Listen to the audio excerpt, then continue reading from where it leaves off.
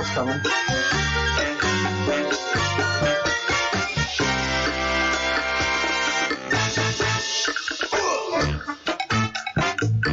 All right, welcome one and all. This is the most interesting show that I can think of right now that's happening on the internet or on TV or anywhere right now. I am certainly pleased with my music setup. Oh, I love this music. So, thank you to folks who contributed and allowed this little piece of very important hardware join the show. And as time goes on, and as I'm able to add hardware to the makeup and the complexity of what we're doing here, I sure am going to do it. It's a great adventure for me. Hi everyone. Hi Kate. Good evening to you. Hello Nemesis. Hi Carla. It's been a while. Alchemy. How does everything sound? Hello Nemesis. Hello Nemesis. Hello Nemesis. Hello Nemesis. Sound check. Check, check, check. Test, test, test. 1, 2, 3. Check. Really happy. A bit echoey again, huh? Oh, that echo did go up again. How did that happen? I'm gonna have to tape that. Y'all don't like echo. Echo, echo, echo. All right. Hi, Annette. Welcome back. So the echo is completely gone. Y'all will not get that effect again. The most you'll probably get is a little more compression and a little more depth. As a matter of fact, I think I'm going to raise that a little bit and bring that down a little bit there too. So, all right. Yes, I do need to get my hairs cut. Oh my goodness, it's terrible. Yeah, I do need to make that appointment. So that'll be happening this week. Everything's pretty much still the same. Same thing report, and kind of saying it again and again and again to folks that there is a big object next to the sun. We are getting CMEs and a lot of electrical activity from the sun that's unlike anything we've ever experienced. And it is true to the God, that is so interesting. It is true to what the Q map talks of, and that is the great solar events, solar flashes. So solar flash is what's going on right now. So whoever did the Q knew a whole lot, knows a whole lot, and is able to channel a whole lot. So what we have to look at right now is our Schumann. And thank you to our good friend. Well, I say our good friend. Thanks to someone I admire greatly right now. We can look at the Schumann and make sense of it, and we know what to look out for now. So look at that transition. So here we are, we have the Schumann, and big old spikes again, like on the 9th, the first huge set of spikes. Those spikes were going on from 12 till 20 hours. So that was 8 hours of spiking. This big old blotch that's right next to me. So my closest blotch of sunspot, of sun activity, of frequency activity, of whatever activity it is hitting us hard for 8 solid hours, and it just creates that white out of on the Schumann. And then we see, of course, the human frequency that goes across constantly. And then we see the second frequency of 13.1 building up. And then the other frequencies along the way. 20 hertz, which is a higher frequency. Even though it goes lower, it's a higher frequency. And then 25 hertz. Those bands are starting to build out. But what's happening and what Wage from Wage's world points out is that this set of spikes right here, that first set of spikes that we see on 9-6, that first set of spikes happens 24 hours later at 12 o'clock. And another roughly, not exactly 24 hours later, but 16 hours later is another set of spikes. So there's a repetitiveness of this. And then built in those spikes are just bursts of messages coming through at different frequencies. And so what Wage is pointing out is there's just no way that this can be considered normal. Hey Fitzsimmons, how are you? So this activity that he sees on the Schumann, and he's been watching it for I would say many years, and is able to read it very well. The same way Partha reads the stars and the comets is the same way that Wage is able to read these tools that measure sun activity and frequency activity on the Earth. So something absolutely abnormal is causing all of this activity, and it'll probably be causing this activity for quite a while. Who do we have that speaks to this alien activity? Well, it's the Law of One. The Law of One just lays all of this stuff out quite nicely, and speaks often of frequency and how important it is to the Creator, to all of those that live within the universe. Frequency and distortion is everything. Yeah, everything's going great. So basically what's happening, the event that's going on, the event that we are studying through the QMAP is going to be going on for many years, and those that are controlling this event understand humanity quite well, so they know they can't do anything sudden, because for every action there's a sudden and equal reaction. So if something is introduced slowly into humanity as what we call the boiling frog effect, well, temperature goes up, we're okay, it's the new normal. Temperature goes up a little more, everything's okay, it's the new normal. No worries. And so, yeah, I'm doing good. I'm doing good. It's the new normal. Crazy weather, insane sun, nobody notices. It's the new normal. Oh no, the sun's always been like that. They'll tell you to your face. You show them pictures. That was because of the yeah, soft disclosure. Thank you, CJ. Very, very good point. So I'm in it for the long haul, people. There's not going to be a sudden event. Nothing's going to take out our grid. You know, we're a very cared for and coddled species.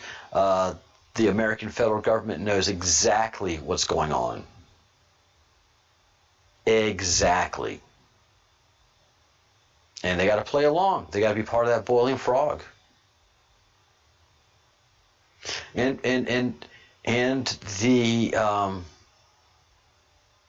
the age of Aquarius, the understanding that that Ra speaks of, that started 30 years ago, is something that I saw as a child. and that is the indoctrination and the march of leftism and the creation of that blue pill world.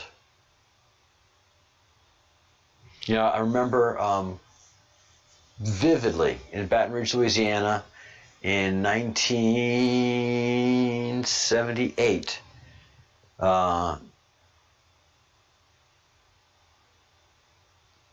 45 years ago, roughly, maths, time zones. So I remember being on the bus, and 2 years prior, we had a discussion about God on the bus. And, you know, everybody, you know, was church going, believed in God. You know, some were Catholic, some were Baptist. We talked about some of the differences, you know, and it was all good. And then 2 or 3 years later, 2 years later, because I remember it was really fast, half of the bus, no, a quarter of the bus, didn't believe in God. And then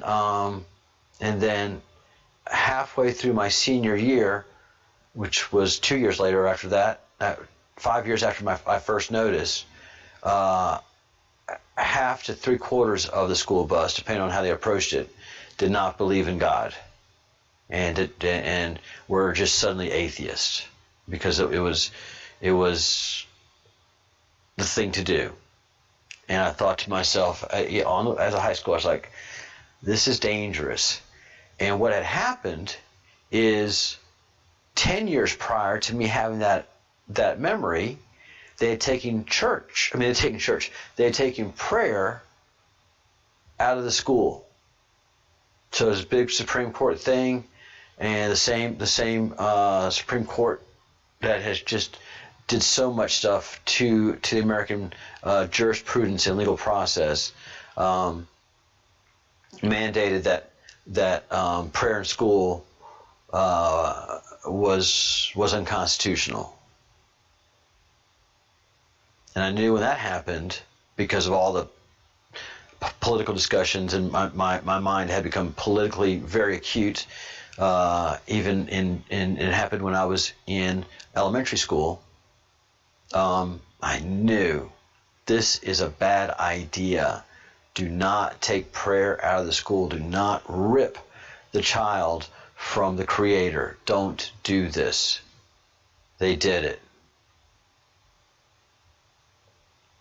And it's you know, and that's what I think strongly is what Ra talks about, that the process already began, that people, especially in America, started to rip themselves from the Creator. We were the first country to do that. You know, we have to understand, in the rest of the world, except for Russia,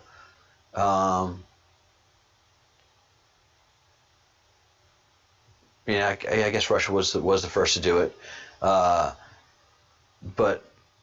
I think that's what is the Great Awakening, is that there is a Creator, that all these people that are blue-pilled and now honestly are atheists and do not believe in a Creator, as Ra says, there's clearly a Creator, and all of the beings that protect us converse with us mentally through frequency and vibration.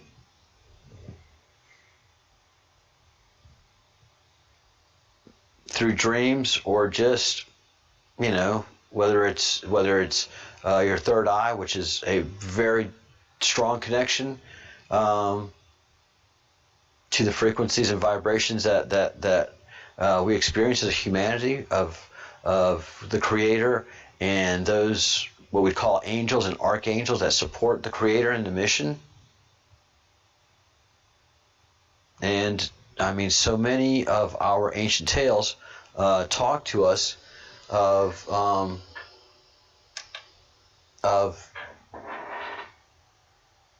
visitations.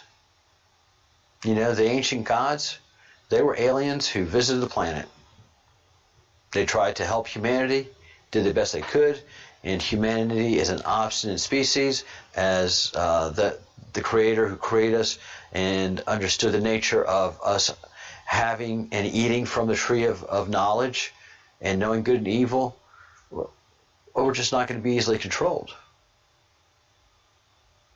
So we quickly are able to adopt a hive mind mentality. We are easily able to become lotus. Because that's all that rioting is just a hive mind that supports itself in an exhaustive energy. So whatever these rioters are doing, it has a finite shelf life. It can't support itself. It's a cancer.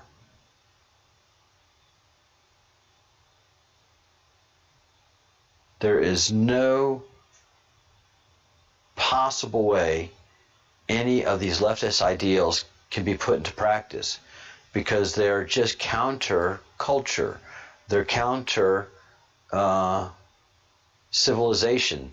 They're counter an organized, functioning, and self-sufficient society.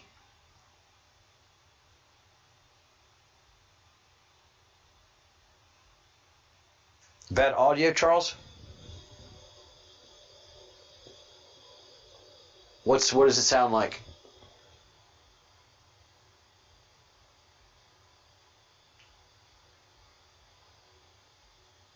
Let's see.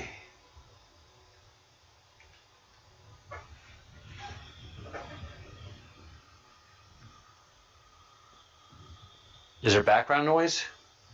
Is there too much gain?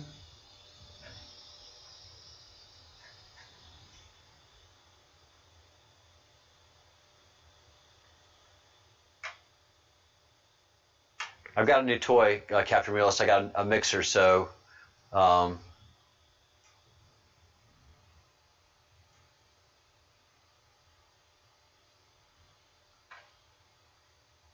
let me see. Test 1, 2, 3. Sounds okay for me. I made a little bit of adjustments. It's distant.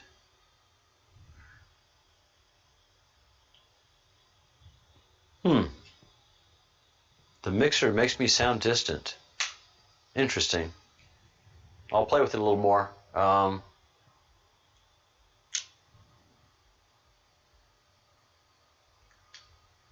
It sounds like I'm far away. Interesting. All right.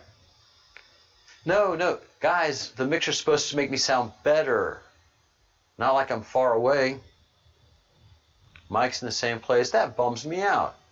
I like my mixer toy.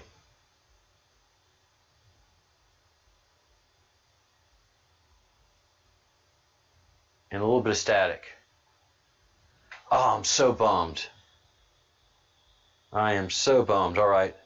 Well, I'll make some changes on the break, and but I'm not getting rid of the mixer. I'm going to make it work. All right.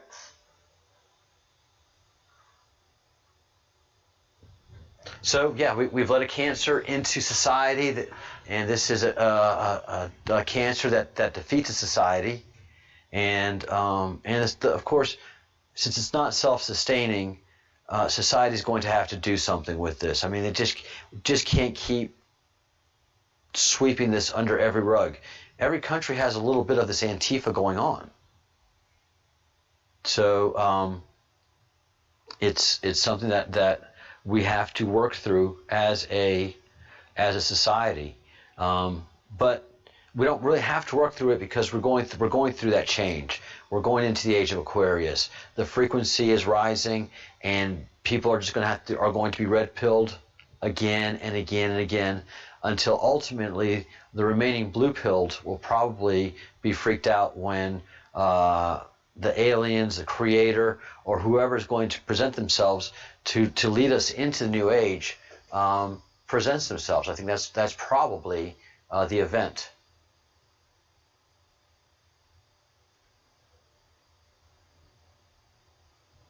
Hi, Annette. How are you? All right. Got it. All right. I'll work on that, and and work on my sound stuff. I'm excited about it. I see I'm glad that the event is not a life-ending event. I'm glad that the event is not an EMP that takes out electricity or the grid or anything like that. I'm very happy with how I see the event coming, so I'm going to be investing into the infrastructure of the show and keep on building up the quality and the quant and how we do it. So trial and error, but ultimately it's going to be an excellent product.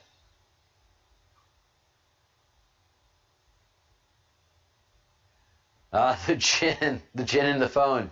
Yeah, take the gin away from the phone. Maybe it'll sound clearer. Ghost in the Machine. Great Police album. It'll be very interesting. It'll be very interesting to see who they are. And it's not difficult to see, because if we look at Sumerian art and how they depict the gods, that's exactly how the gods look like back then for the Sumerians. If we look at the art that the Indus culture did and how they depicted the gods, that's how they look like for them when they render themselves. These are people that can manipulate DNA. So those weird half human, half creature hieroglyphs and reliefs that we see in Egypt, that's how they looked. It's no problem for someone that can manipulate DNA to have a human body and a bird head or a fox head or be half fish and half man. I'm very studied on DNA, and that's not a problem at all. So all of this goes to what we see here in the Schumann is unnatural activity, just more signaling to let us know that boiling a frog effect to something unnatural is happening and is being influenced, and it's a slow frog event, slow boiling frog event.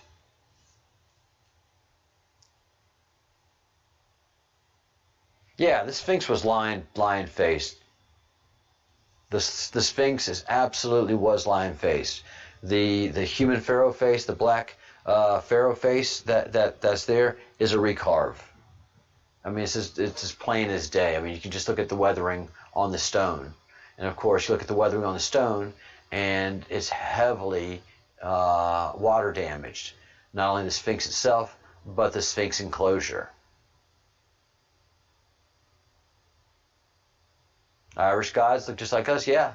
Celtic gods. And then as humanity became more aware and gained more intelligence and became more sophisticated, that's when the heavy quarantine went in on the earth, and only certain times were aliens allowed to visit, and to keep the message up and to keep the ID up, and the awareness. One of the things that Ross says, one of the reasons that the Council of Nine allows for UFO activity is to keep so that humans keep generally aware of UFOs.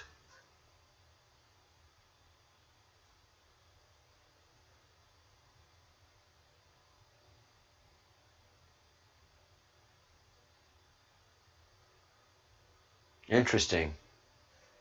Leo and Aquarius, it's opposite.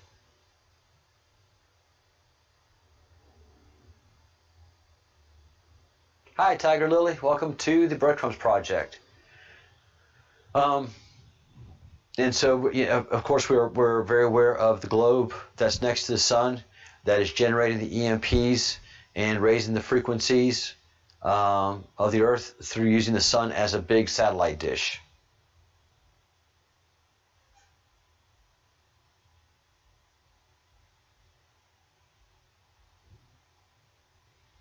New crop circle, more messages being sent out, more awareness, warmer and warmer. So and also to me that's kind of fantastic, because I have new material to work with daily, going on our main line of research. 22 folks in the chat room, and Nemesis is asking for everybody to please hit the like button and raise the awareness of the channel. We have a good library of information to those who come seeking, especially members of the queue, that are looking for answers, because questions abound, and I can see where the queue said, on the 29th they were ending their it was the end of the time of the queue. We're still getting drops, that's fine, but from now on out, everything for the queue is of the Great Awakening.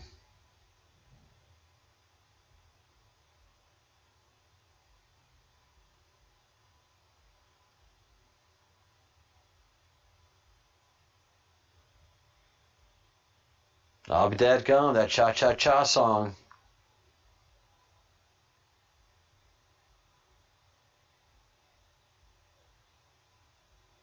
Stonehenge was built and rebuilt. I can see that. I can believe that.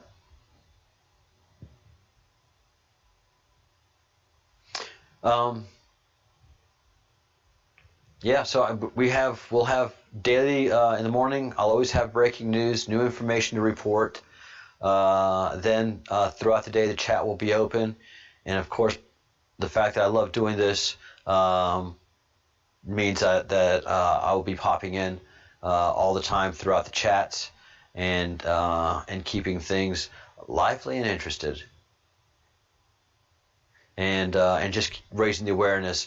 And pretty soon, I'll also start going to other YouTuber channels that we respect, presenting them with our ideas and observations, and engaging in conversation. Also, asking you folks to bring people into the conversation that you really want to make aware of what's happening.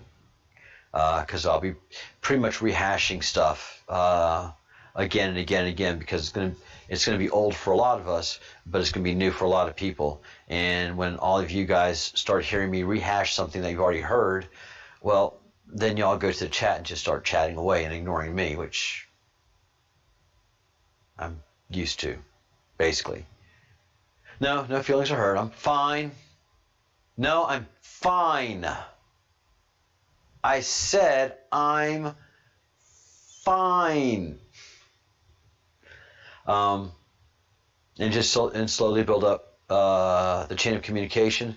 I think also I would really like for us to participate in those days of meditation, of global meditation, and building the frequency. And I think that is just the Great Awakening. It's everybody red pilling. And then slowly, I think that the evil nature of us will either be DNA'd out, or be frequencied out, or something. But that's just how the Age of Aquarius is presented, and that's how I see it coming. Yeah. No, you guys would never ignore me. No, perish the thought.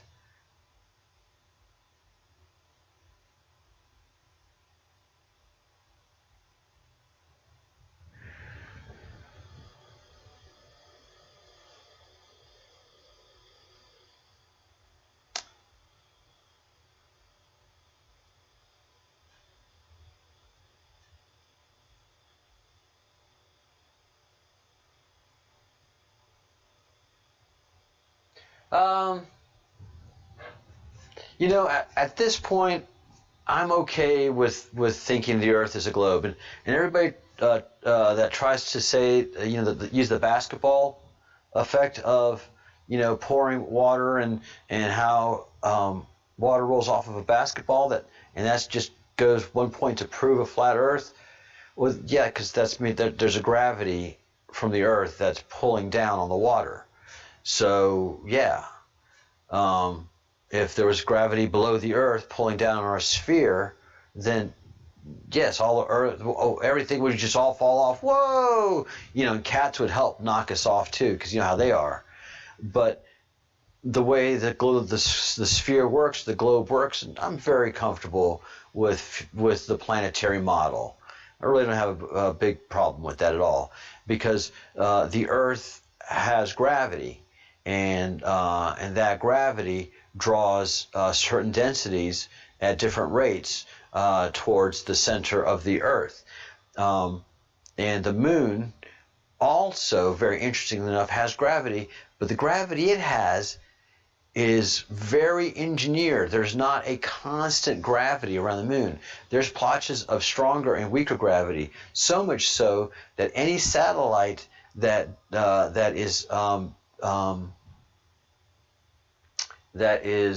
in orbit of the moon has to prepare to compensate for these different strengths of gravity concentrations. So they have to have the little jets ready to push out whenever they get by one of these really dense areas that has strong gravity, and then get ready to push in a little bit when it gets into the weaker area. So the moon's gravity is super manufactured and very, very specifically done. And then we have a global gravity that's very specific. It's very specific to the things that are like humans and that are like dinosaurs that have that ability to walk and move and not walk and be able to create a nice density for our skeletal structure. So the 1G that we have on the Earth is very special, and the only other place that can be found is Venus. We're not going to live on the moon. That has been fun fantasy and frivolity unless we can understand and learn how to generate gravity. If we can do that, amass gravity the same way the moon has it, then yeah, we can live halfway comfortably on Mars. But Mars has a very weak gravity. So, I mean, honestly, we can't go live there.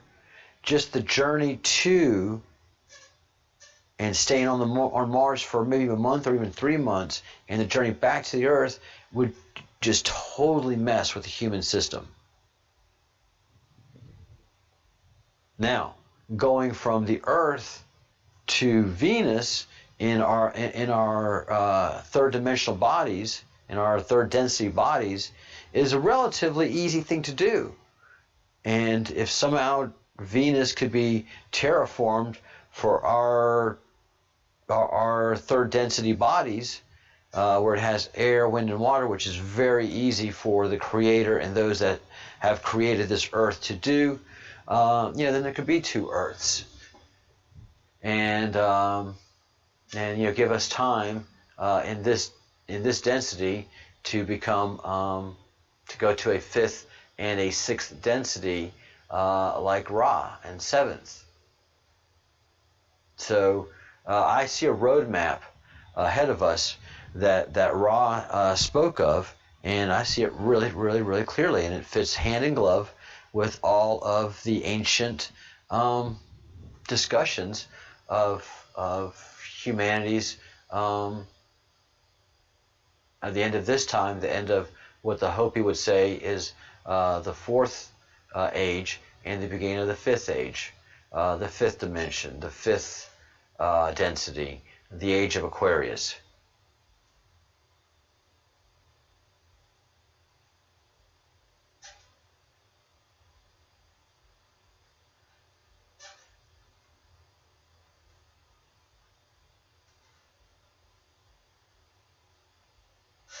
Well, Fitzsimmons, classical physics is kind of a little bit of bullshit, honestly, and that's what that physicist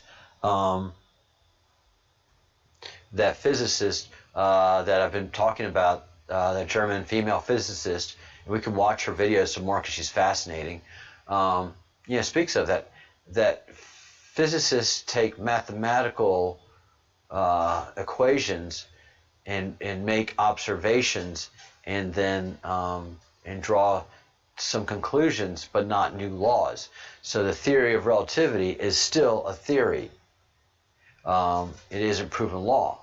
So there's a lot of electrical engineers and some physicists that say, and I agree, that gravity is a byproduct of electricity, because we see the effects of gravity in magnetism.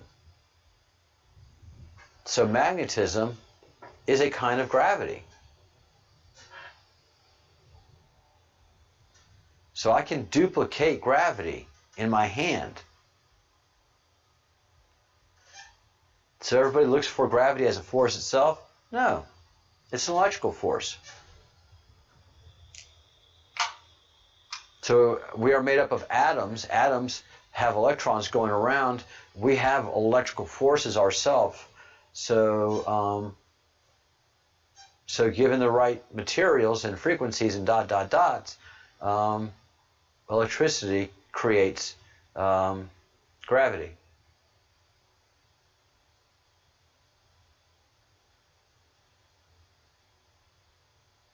Yes, Fitzsimmons, I totally agree with you. We've come a long way in our theories, and also we've gone a long way in our theories, you know. So engineers use classical physics to do great work, and you have scientists that use classical physics to create complete nonsense.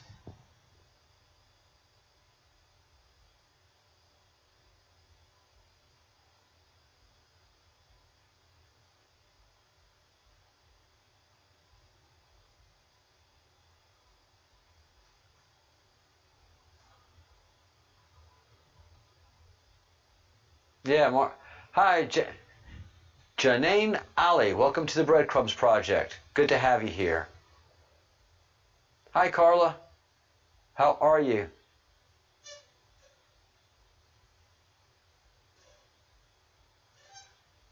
And hi, Life Only. Didn't say hi to you earlier when you came into the chat. So taking a break. Yeah, look, also one of the things that's come out clearly is with the UFO fact, the facts that UFOs are part of the Earth, because if I need to cite anybody, I can cite the Pentagon and the U.S. Navy and the President of the United States.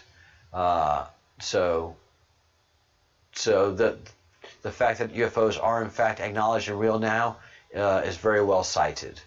So in some of the docs that have been leaked, it's clear that private corporations are in charge of the UFOs fundamentally. Quasi government, private industry groups like the Skunk Works, who created the U-2 planes and the SR-71 Blackbirds, which are just the fucking coolest planes ever. But that wasn't done by a government entity. That was done by a private group, a private corporation, General Dynamics, and not even General Dynamics itself, but a very small, select, quiet, top secret group of engineers that were able to get it done. And so that's how the UFOs are curated now, by a private corporation that's able to keep a secret, because when you're in government, you can't keep a secret.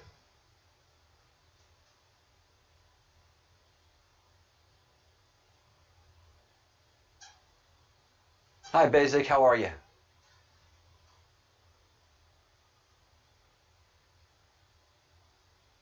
Yeah, Mother Nature does not create straight lines. And Mother Nature does not create repeating events. And Mother Nature does not create the beautiful orbit of the solar system. We do not have any other planetary bodies that look anything like our solar system. We've looked at a bunch of them.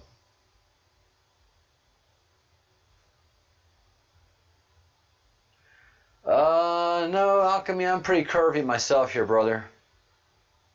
So there's not much straight line. In my ute, especially when I was in the Army, yeah, there were some straight lines working here, but I'm pretty curvy nowadays. Yay! I'm glad to. Yeah, it's been a while since we've seen you, and so we are doing. Our gig is pretty steady now. We're doing morning shows and then evening shows, building out our brand on the social media circles, because we have good content, and we're attracting attention, and so in the mornings, breaking news and live chat throughout the day, and then in the evening, the roundup. And if possible, we can get Partha or Angel Hope to come on and continue building our video database. We have an object that's next to the sun that is huge and round and is generating these CMEs. Very few people are talking about it. The only people that are really talking about it are on YouTube, and they're really one good guy that is a great resource for that object that's inexplicable, that's generating the CMEs. This should be something that's talked about around the world, but it's not. It's being, this thing's being picked up by NASA, NASA observing tools, NASA observing satellites. So NASA sees it, and as we all know, there's the NASA, the public NASA, which is just a bunch of fairy tale weavers, and then there's the secret space program that knows exactly what's going on, and having to work with the equipment, the UFO equipment. So NASA is definitely a governmental agency filled with government bureaucracy, completely and utterly ineffective in doing anything really well for a long amount of time, because when you get in government, the way we have it constructed is you get the job, you really don't have to do anything. It's really hard to get fired. Most of the people that really do the work in government nowadays are private contractors. And when I was in government, I was always a private contractor. I never wanted to be a govy person, because your career never advances. As a government person, your career never advances. You're stuck in that job. You may move up a little bit, but you're still going to be in that same job for 20 or 30 years, man. I didn't want to do that. I get tired of a job 5 years into it, 10 years into it, if it's really exciting. So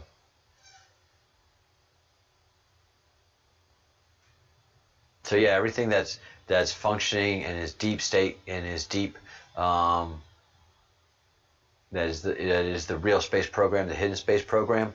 All of that is run by private corporations and overlooked by pretty much a star chamber type government oversight group.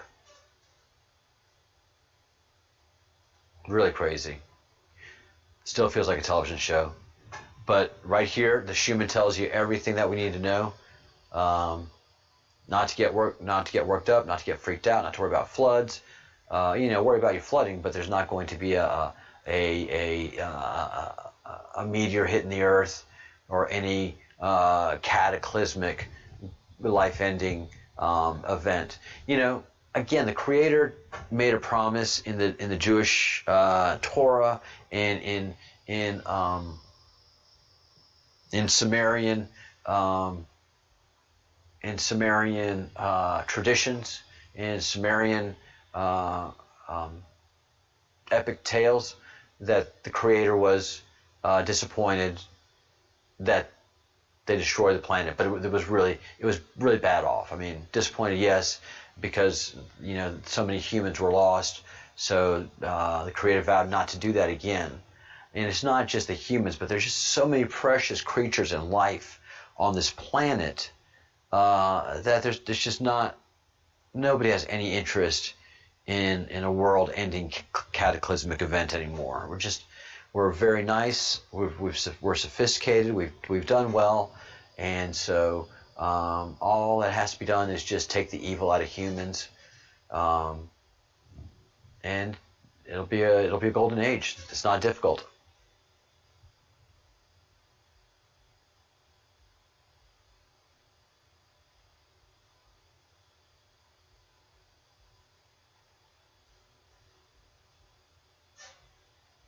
So yeah, it's going to be a slow event. A lot of it's going to be a red pill, blue pill, and then will be the big event, which I think is going to be the big reveal of those that have been looking out for us, and the mask coming off, as the Hopi say. The aliens revealing themselves, the council revealing itself.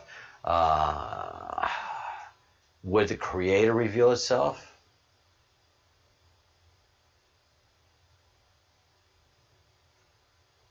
You know, as Ra talks about the Creator, it's complicated. The Creator is very, very complicated. So, yeah, we'll see how that goes. I'm very, very interested in seeing that activity, and the Creator revealing themselves. So we shall see in that end. So tomorrow, breaking news, and let's go ahead and go through our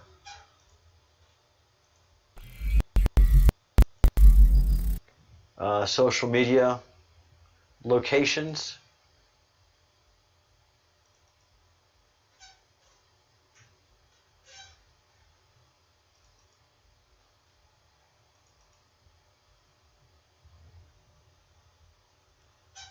So,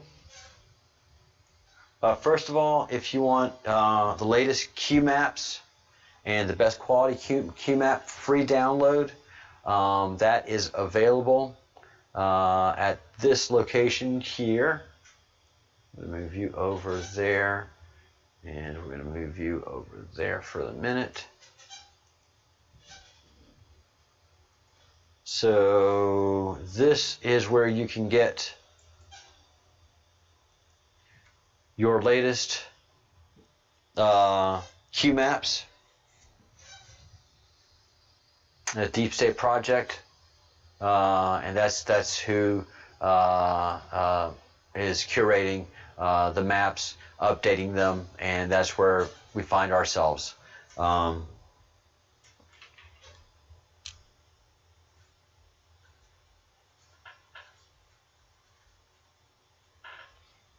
right, our Facebook group.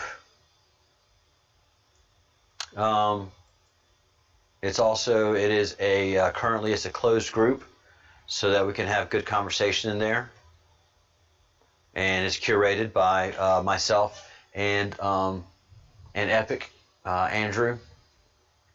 So that is our Facebook group right there. And here is our official Twitter. Our unofficial Twitter is Epic's Twitter, which he maintains. But this is our official Twitter, which is going to be pretty lame, because I think Twitter's a dumpster fire. We have Instagram, a presence on Instagram, but that's a bigger dumpster fire. So both Epic and I steer clear of that. And then I have created a Patreon account for monthly subscribers to support the channel at different levels, because we are going to be doing a lot of work. So we need resources. And Patreon, so far my research, is the best place for a group like ours to go to and establish that infrastructure. And the group that's going to be on Patreon, for the most part, they are volunteering to do some actual legwork and fingers work to help the channel, support the channel, and grow the channel. We are a channel now, you know. We have something to offer, and the only way that people are going to find out about it is if we go out and tell them. Yeah, we're going to go out and do some proselytizing. Knock on doors.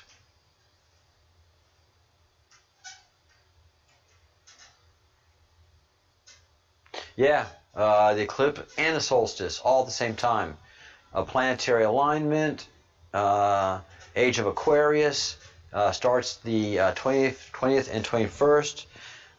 We are going to have an online party. the 20th and 21st. So, get yourselves ready for that. And maybe we'll even sing the Age of Aquarius together here. We a tribe. We a tribe.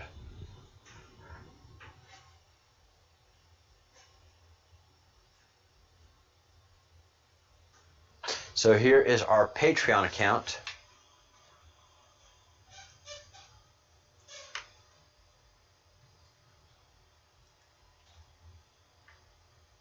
And it's in its infancy as well. So, but just so that you're aware of it.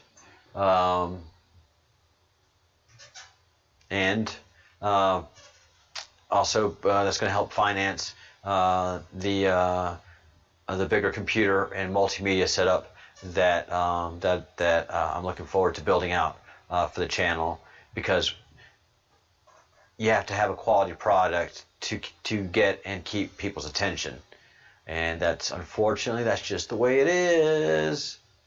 You can complain about it and say, oh, that's terrible, that's like that, but that's the way it is.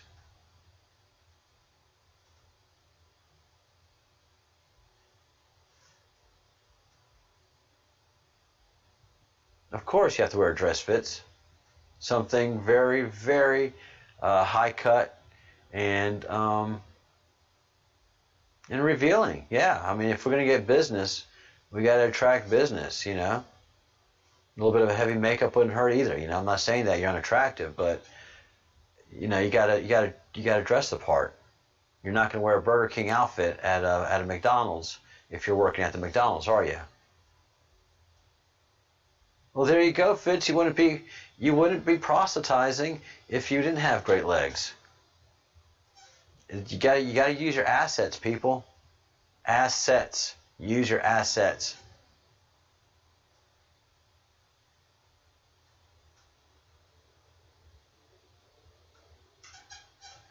Why do you think I'm not online Saturday nights? I mean, this channel doesn't support itself, guys.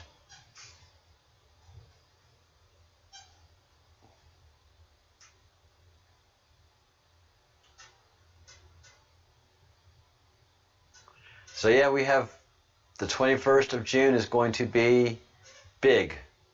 Big, big, big, big, big, big, big. And we'll be talking about it in the channel all the time. It's not anything I have to bring up. It's folks like you talking about it. Raise the awareness. I crack me up too, Fitz.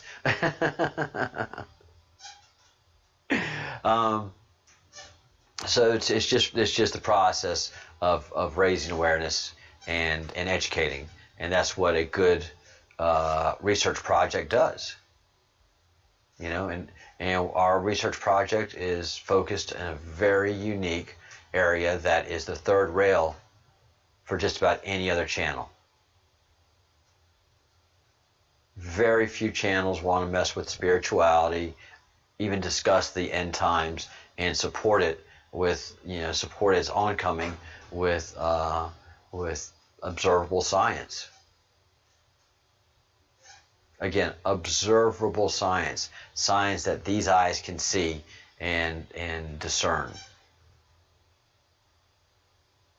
So, not afraid, and so definitely want to start, like I said, get out there on every street corner that you can, start proselytizing, and working your mojo, working that money maker.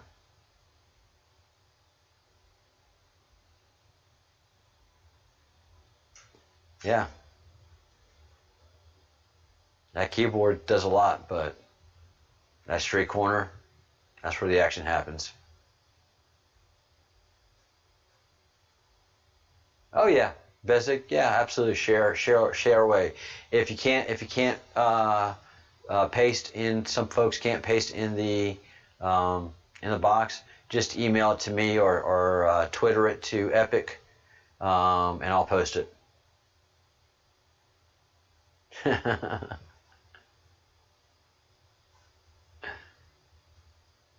Please do, Fitz. Please, please do.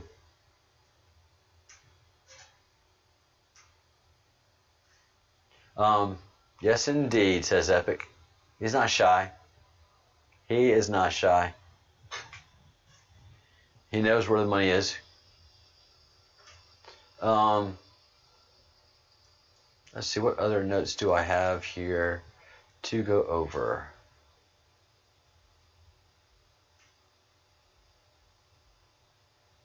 If anybody's interested, these are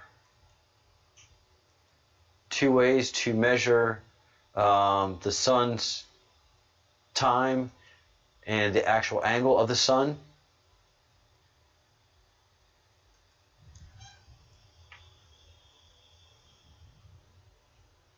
And those are 2 great videos, and they'll show you how far off the sun is.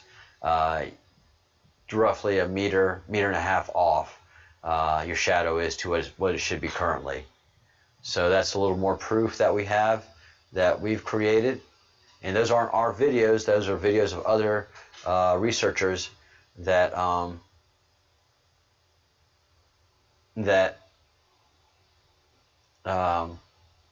tell you how to measure the sun, the sun's angle, and we see that it's off now, and also how to measure the time, and that is done by a researcher and an instructor at a university. I'm not gonna insult him by calling him a scientist.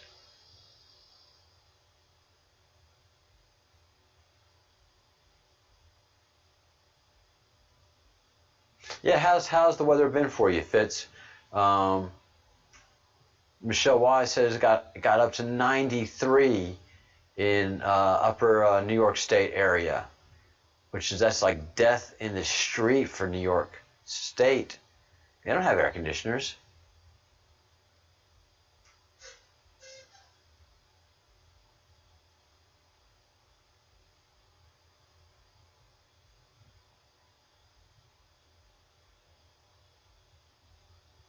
Yeah, but nobody's going to notice the sundial. You know, they're just going to say the sundial's working. They're just going to walk right by it like it's art, and they don't notice the difference. I mean, just like they can't. You really don't have to. You really don't have to look at a sundial. All you have to do is look up at the sun and say, Jesus, oh my God, it's never been that bright. All over the world. So it's just in the sunlight alone that you know the sun is way off. Way off.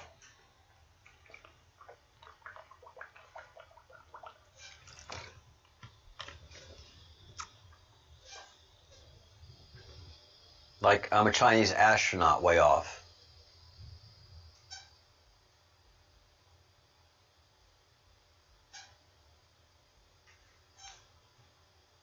Ah, very cool, Nemesis. Unfortunately, or maybe fortunately, do you have a picture? No. Yeah, I mean, you just don't have a reference to how it would be, unless you had a picture from, 6 years ago, from some day time this week that actually has the sundial in there pointing. Can you say it's off or not?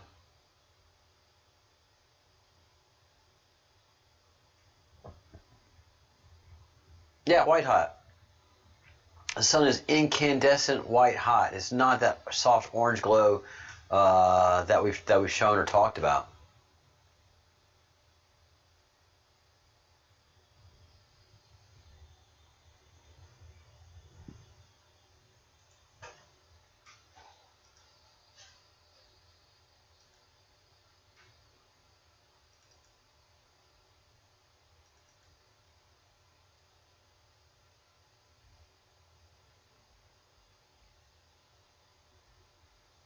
So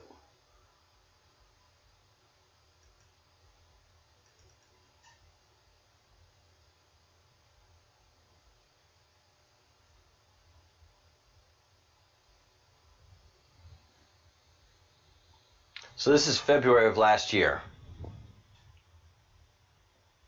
And, this is probably about 2 or 3 hours before sunset.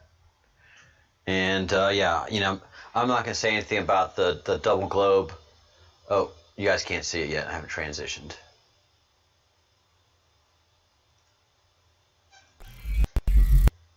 Fancy transition. So this is February last year.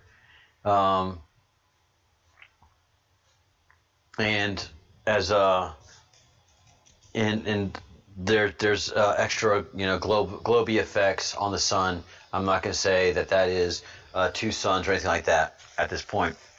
But what I will say is that the sun had a soft yellow glow to it. It was not a harsh white sun. If you look at this picture, here, we'll do a little zoom in. I have that kind of technology. Look at that beautiful surf. Look at that beautiful, look at that transition. Whoa, fancy, fancy. So, beautiful surf. This is February. So this is, you know, 2 months after the winter solstice.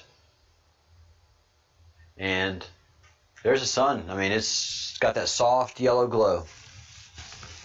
Not that harsh whiteness that it has now. And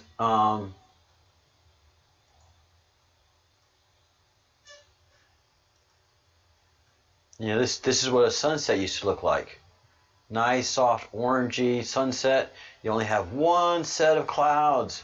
You don't have, like before, the two set of clouds. Like we have now, two sets of clouds. We have two sets of clouds or more all the time now. Two sets of clouds. Here, just, you know, a regular haze for an afternoon. Not the crazy amount of haze that I have now. Then normal clouds for sunset. You know, again, beautiful blue sky. And then a nice orangey sunset that you can just look right at and just relax.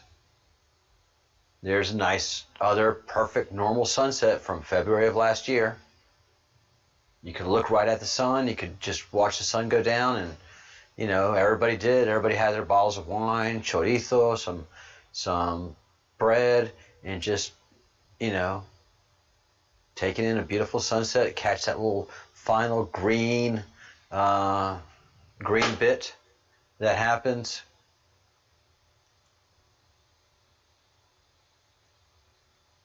You know, lovely. And there it's kind of just going away. This is it now. This is the sun now. White, incandescent white, nothing orangey glowy about it. Just white. And then this is the moon. Full moon last week. Incandescent white. Not the soft, you know, grayish moon with a soft, beautiful light. No, it's harsh. And it's never where it's supposed to be. It's always too low to the horizon now. So, you know, that's the moon. And our atmosphere is such now that that we see these hazes and these halos around the moon and the stars and what have you. So, you know, those are just signs. Those are just the obvious signs I'm going over and over again that no one can dispute. Everybody's in agreement. Hi, Michelle.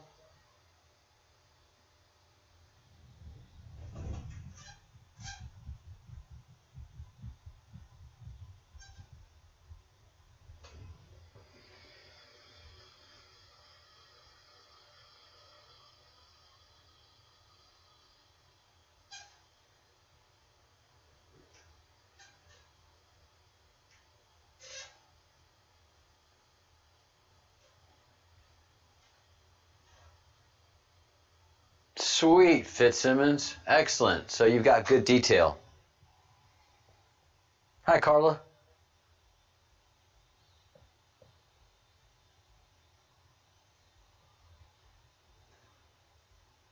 Yes, I encourage other folks to go to all kind of other YouTuber sites and gather as much information and bring it back to the group over here. This is a research project. This isn't a monologue. This is taking data that we accumulate, making observations, and making some deductions. Hello, Golam Retha.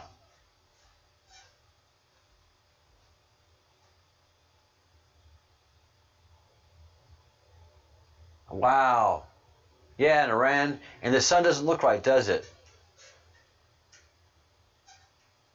The sun does not look like Golam Retha. Please let me know what you think.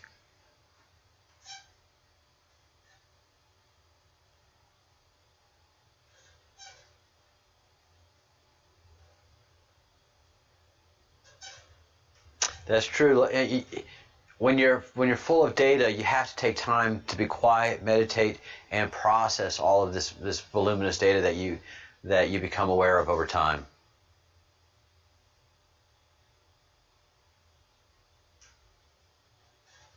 Oh yeah, it's a great fishing spot. It's an amazing fishing spot. It's world famous fishing spot.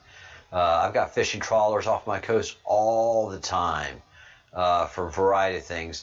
And you know how they are here in Spain, man. If it moves, they eat it. That's why you got to move fast in Spain, because if you sit in a bar too long, they'll start measuring you up. Yeah, that you know.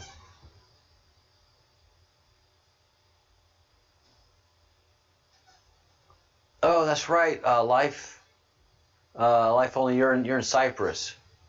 So yes, all of our observations are global, and I'm not wrong. I mean, you cannot look at a sunset now. You cannot look at the sun as at a sunset.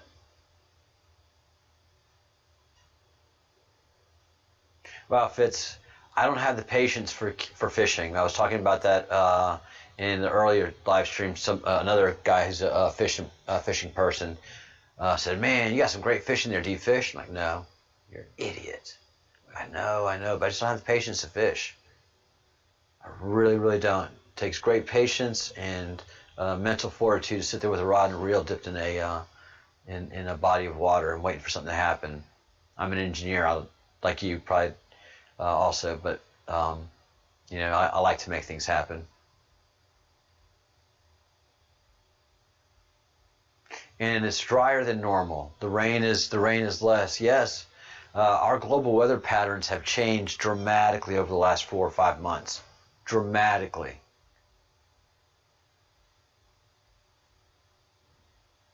Something that is just quite incredible.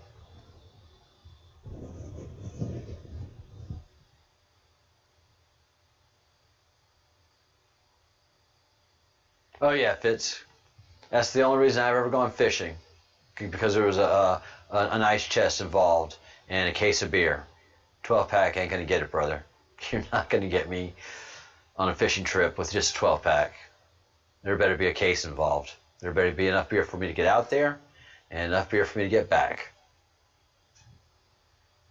And depending on the number of people, that depends on the number of cases. It's a mathematical, it's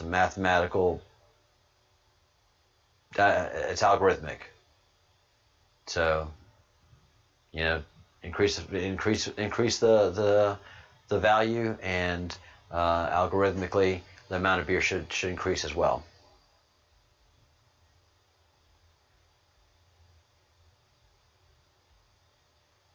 Your sister-in-law is Basque. Basque women are good women, man. Hard-headed. They like it their way, but they are good women. They make great wives. Yeah, beer is, it's watered down alcohol. So, it's designed for continuous drinking. And, you can do that after you've built up your tolerances. Yeah.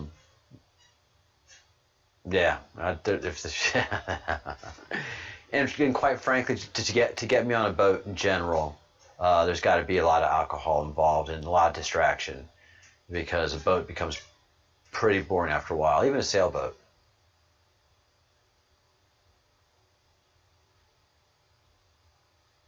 Hi Nancy, welcome to the Facebook group. I saw you joined a couple hours ago, and I approved your joining. Marie.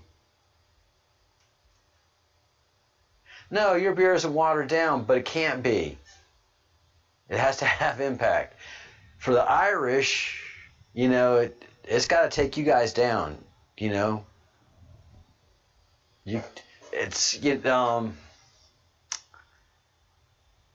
All right, so an amateur wrestler is an amateur wrestler.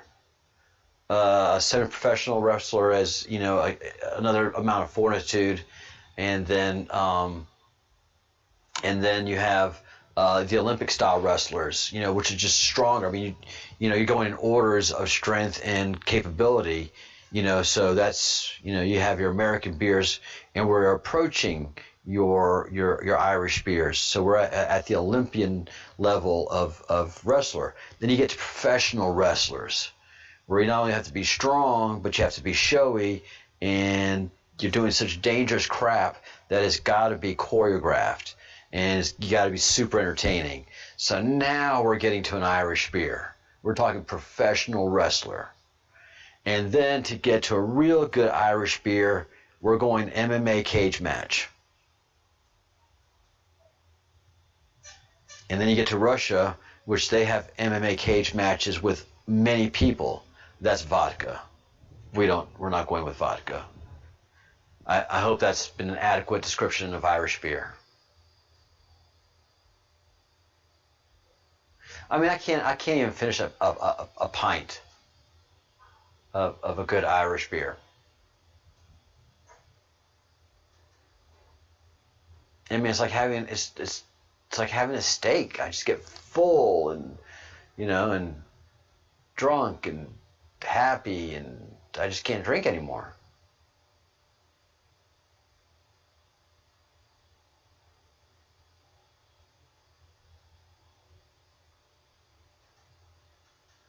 Well, Epic, Guinness is like basic training for the military. You have to appreciate what Guinness is and what it does to good Irish stout beers. What it does is basic training. If you can get through the shit that is Guinness, then you're ready for a proper good Irish beer, or a good beer, and a good stout.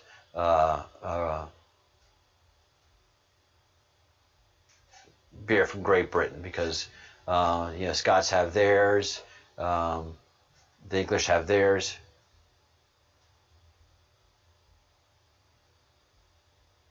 But you know, it's basic training. It's for the tourist. But once you can get past that and then actually drink a real good stout Irish beer, I can only have half a pint, man.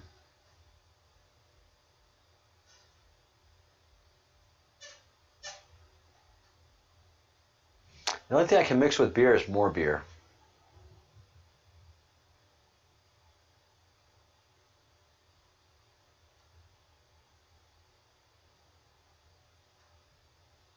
Well, yeah, everybody with their craft alcohol, beers, and wines, they have to get funny with the name and creative, which is great. That adds a lot of character and makes all that very, very interesting.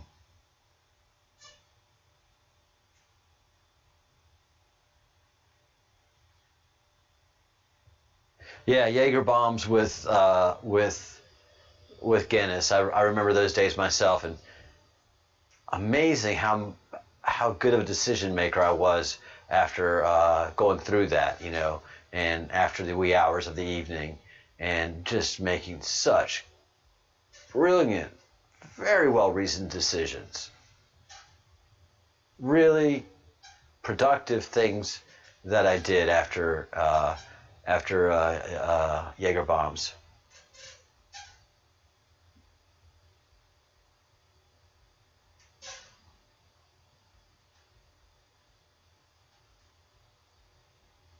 Yeah, usually not like that. That involved shots, Jägermeister, and you know, just good creative shots. I was probably at 3 o'clock in the morning calling somebody for company at a payphone. Yes, the days, thankfully, before cell phones and cell cameras. You know, who wants to do something? I want to go do something. Answer the phone. Answer the phone. Yeah, spitting llama. I've heard about that.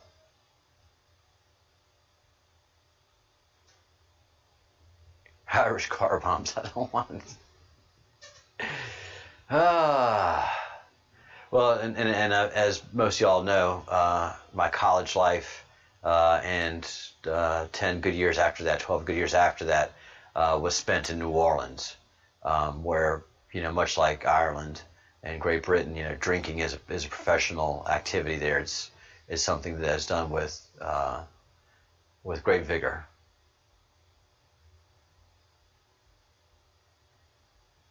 Yeah, poor Superman. So he's got to go to the bathroom just like everybody else is to do his thing. Kind of gross. Feel bad for him too. Yeah. Not a phone booth one for him.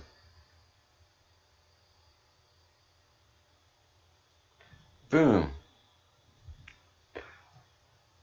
So the investigations continue, and the work that we are doing is continuing. I don't think anybody in this group can say that the end times are not upon us. Again, I got the biggest, and I shouldn't because it is true. But this got the YouTuber Brandon Tatum in his last video, he's saying, you know, these people, you can't even talk to them. They are filled with hate. Jesus must be coming, because that's the only thing that explains how these people can be like this. And speaking of the leftists. So the Great Awakening process is going on. It is the red pilling. It is simply the red pilling of humanity. And it's going to take a while. And with the help of frequency increases, and ultimately the great event. I would think that's when the mask comes off and we get to see our partners in the solar system and start becoming a little more part of the solar system rather than just a cared for pet.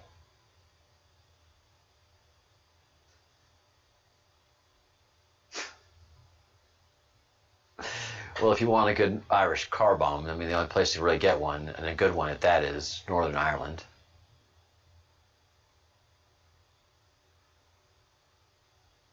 Oh, God, man. Blue pillars? They hate and loathe everything. Everything that isn't in their hive mentality and isn't 100% doctorially and doctronically theirs, they hate it. They have no other way to process it. You know? If you're not with them, you're against them. You can't build a country, you can't build a family, you can't build a society with people that live like that and think like that. You just can't. So it's something that we're going to have to out-process for a while. Yeah, I feel terrible for them too. They've built some very, very uncomfortable beds for themselves. They really, really have. All right, guys. Well, I am going to take a little 10-minute break, pick up at the top of the hour, which will be a very early wine o'clock, which I'm very excited about. And yeah, just get to continue to enjoy the y'all's company. I don't think anybody has any questions. We're very well educated. We do this twice a day, and throughout the day, I think we're just waiting to start educating other people and bringing them in and building out our group a little stronger and a little better. All right, folks. I'm sorry my mixer's not working as good as I wanted to. I hate that I sound distant. So, bummer. All right. Because I get to do this as well, which I think is just so cool.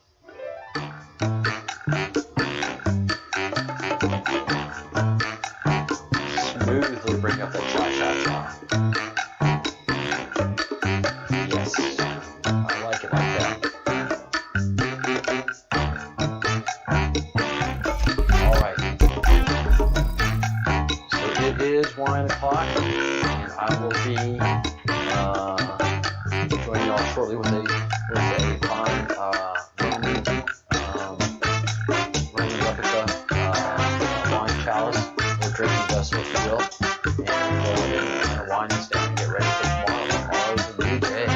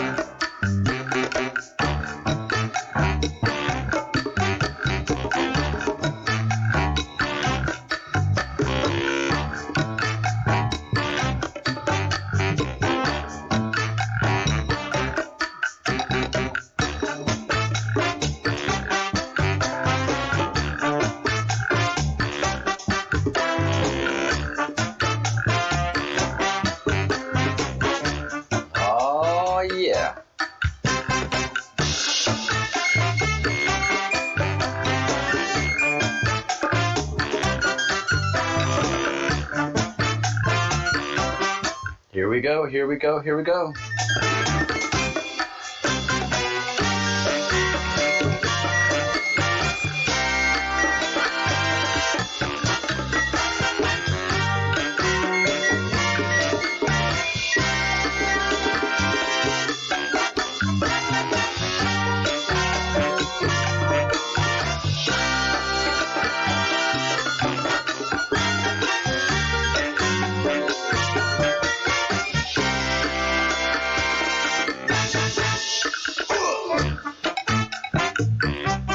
Gotta love that. You just got to laugh and love and enjoy every bit of what comes our way and be grateful for every bit of it. And if we get a little and get a little laugh out of it, so be it.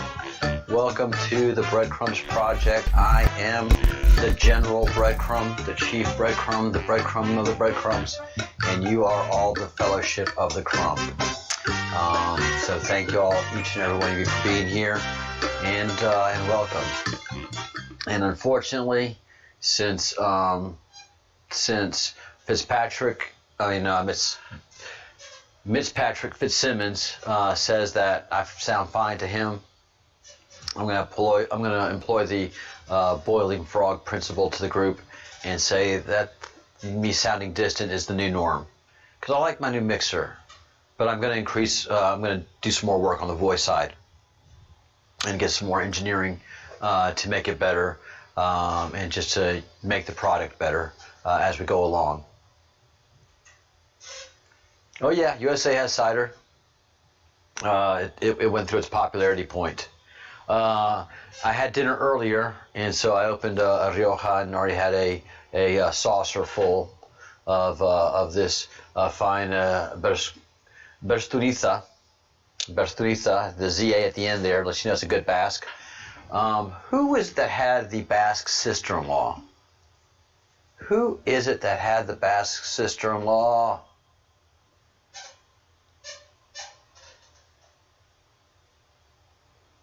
I think it's Life. I think Life headed on out. Wanted to get the sister-in-law's last name.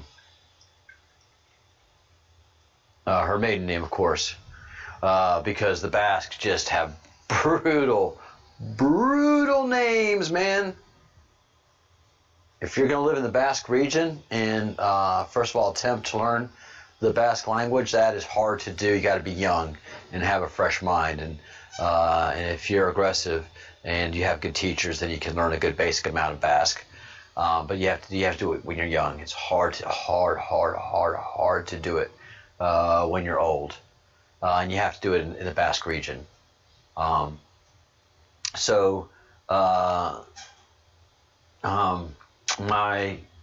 first name doesn't have a good doesn't have good translation to Basque at all, because it's relatively new and it's an English name. My middle name, Anthony, is a very old name, very ancient name. And so there is a Basque correlation to that name. And so when I'm in the Basque region and amongst friends and family there, I'm known as Andoni Lauthirica Zaragondegui Echezabal y Aguirre. So I have to get my four names. My grandmother's maiden name, my grandfather's name, of course, and then my grandfather's grandmother's maiden name, and my grandmother's grandmother's maiden name, so they really can zone in on where I'm from and know I'm authentic. So Lauthirica Zaragondegui, and the way it rolls off of my tongue,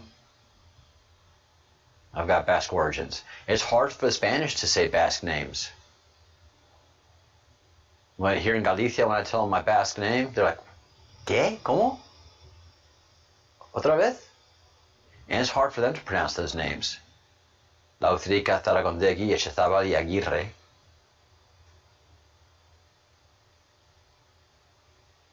So folks, here's the evening toast to you. You know we're not over with on the Breadcrumbs Project. until we have an evening toast. Today has been a light day on news, and Partha and Angel couldn't make it, so your brain gets a break.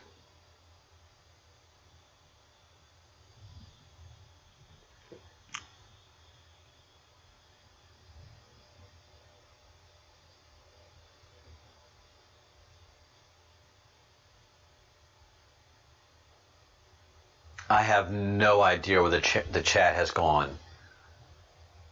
Cider, strawberry, lemon, and lime. Scrumpy. The hell's a scrumpy? Thank you, Alchemist. Cheers to you.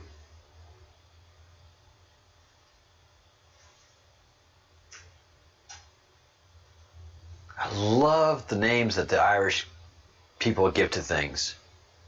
The hell's a scrumpy? I don't want to know what a scrumpy is. I'll let my imagination have fun with that.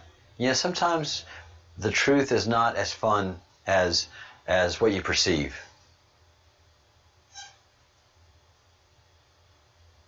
Sanche, I can learn. This old dog can learn old tricks, new tricks, and old tricks.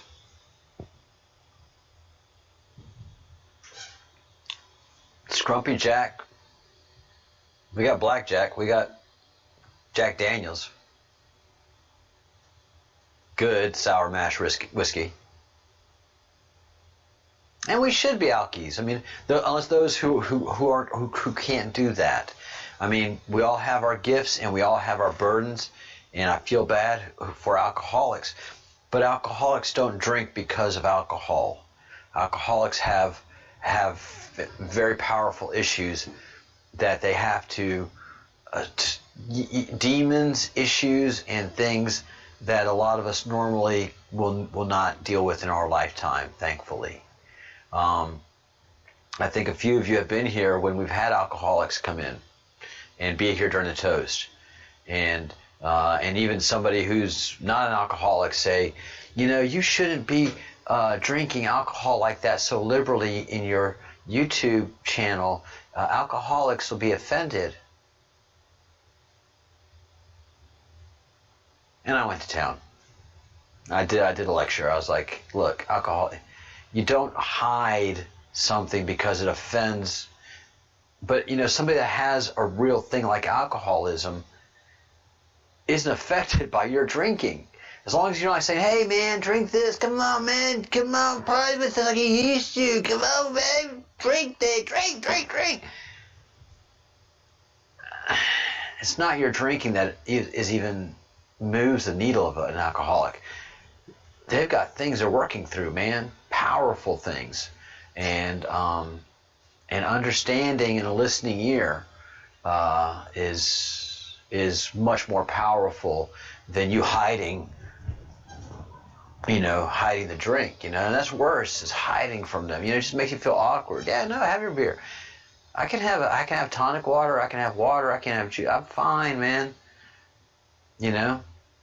Only reason I really drank before was to make y'all interesting, but so and we've had two very powerful witnessed alcoholics in the room, in the chat room, and we talked through it. It was we've had some very powerful things happen here within our group, and both of the alcoholics were like, no, man, you enjoy your wine, brother. It's not about that. Alcoholism is not about that. It's a symptom, and alcoholism fundamentally is self-medication. It's just a form of medicating yourself and numbing yourself against the pain. Hey, Tabitha.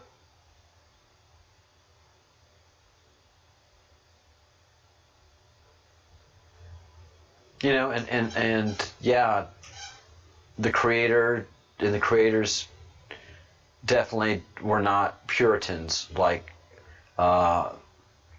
in the industrial age has brought on Puritans at all. The creators made a point of letting you know, first thing that Moses did after getting off that, Noah, First thing Noah did after getting off that boat and getting to dry land, he planted grapes and he made himself a batch of wine. Did he make some mistakes because he got drunk on the wine? Yeah. But he didn't make the mistakes. It was the daughters that are trying to, repopulate the earth. But alcohol is all throughout religion and not a problem. Marijuana is considered the sacred seed. It is said to have divine properties. So it's only Western Puritanism that exhibits the fear that it does. Here in Europe, you drink the way you want to drink. That's fine. They have the crackdown on drinking and driving now. But in Europe, people don't drink to get drunk. There's no binge drinking in Europe. You have a glass of wine with your friends. Goes for about 30 minutes. And then you move on to another bar. Have a glass of wine there. Keep all the bars well patronized. Patronized. All the bars make a little bit of money all night long. You just have a little bit of wine all along the way, and nobody gets drunk. Everybody drinks to make each other interesting, and to create interesting conversation, because without wine, you're just looking at yourselves. At least with a little bit of wine, you loosen it up, you talk about stuff, you have a little bit of argument, everybody gets over it the next day, and there you go. So it's just the Puritans that have done what we experienced. Are you guys seeing any problems in the stream? Any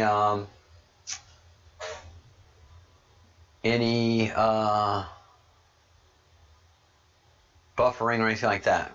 How's the sound? And any buffering problems?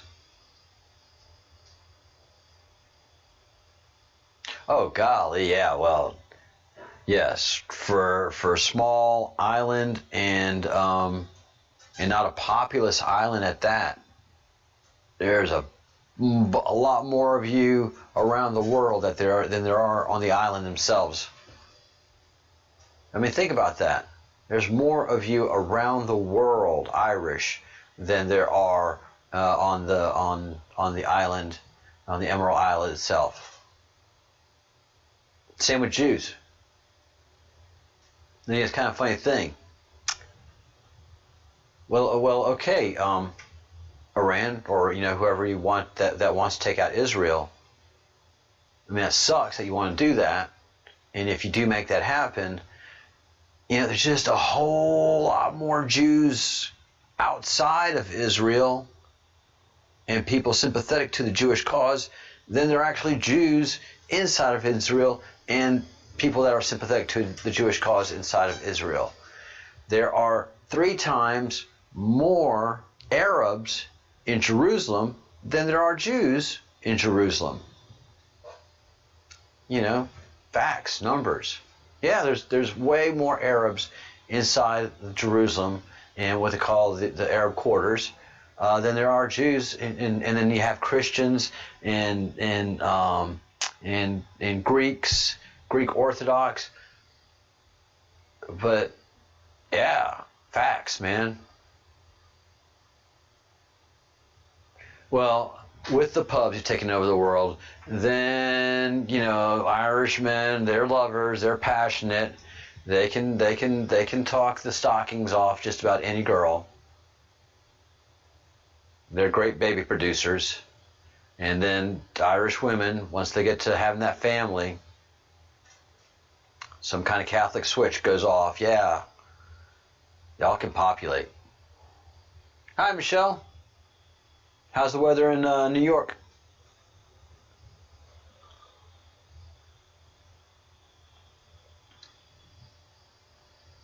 Irish-German heritage, Nancy. How does that happen? How do a German and an Irish person, how do they even talk to each other? Those are 2 different ways of communicating entirely.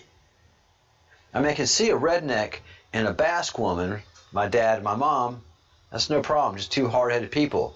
They probably got in an argument, and the argument really never ended. That's the way rednecks and Basque are. But I just can't see a German, and it doesn't even sound right, you know?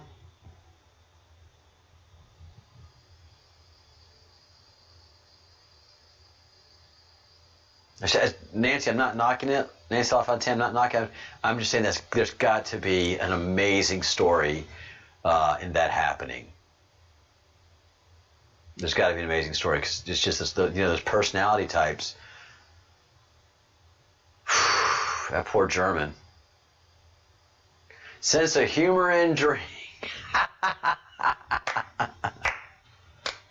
To life, l'chaim. L'chaim to life. Yeah, man. You know, alcohol has destroyed a lot of marriages, but I know a lot more marriages that have done quite fine, thank you to alcohol.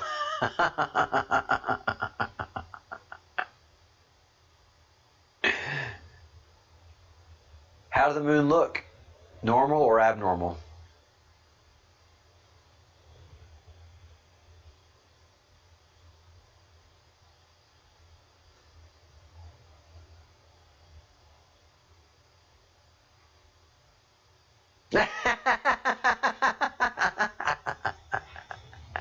Are you Catholic Buddhist or Protestant Buddhist?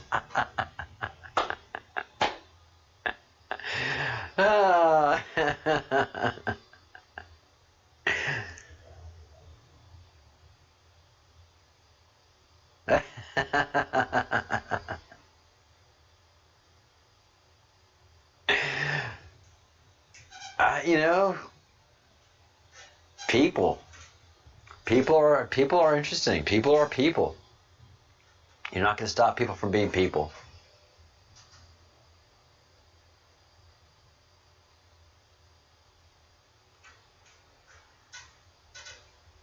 That's the thing. Bright to me is not normal. The moon shouldn't be bright. So when you say bright, is it normal bright, or is the bright that you remember from a year ago or 2 years ago, or is the bright an abnormal bright? Because I'm going to tell you it's an abnormal bright. Every time I've seen the moon in the last month, it's white, and I've shown the picture a few times. And you sent me pictures too of the moon, and it's just incandescent white, bright, almost like it's giving off heat too.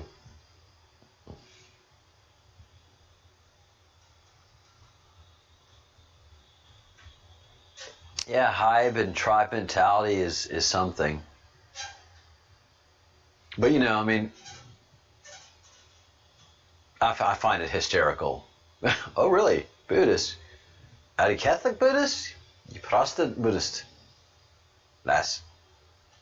I find that absolutely hysterical because I know the Irish culture quite well. But somebody from the outside, somebody from the Midwest. Oh, what do you mean? I'm Buddhist. I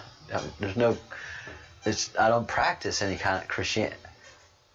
What I was before I was Buddhist? Why does that matter? So yeah, I mean, I get it. I absolutely get it. I wouldn't want to be in the middle of it, Nemesis, but I get it.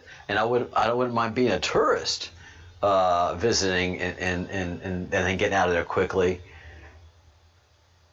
But that's fraught with danger. I mean, conversation has just got to, well, I mean, we've seen it. We've all seen the, how did that, you gotta,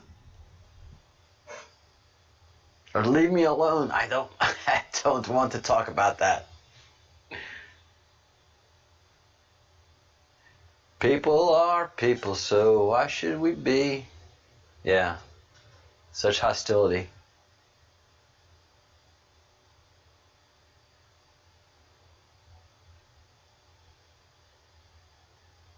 Yeah.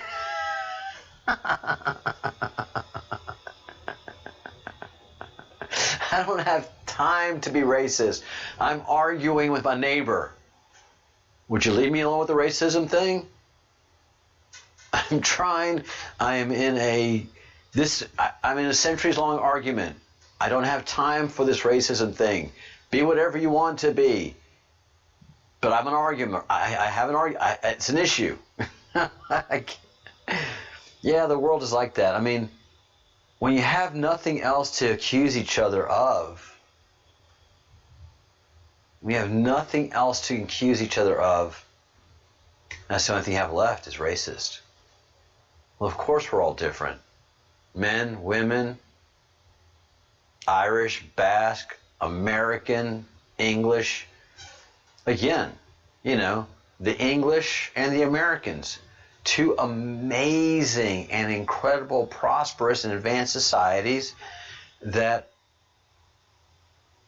are divided by a common language.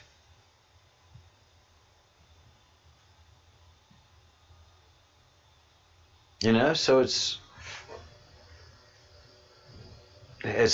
societies and worlds, and you get into Eastern cultures, and racism is, whoo, boy.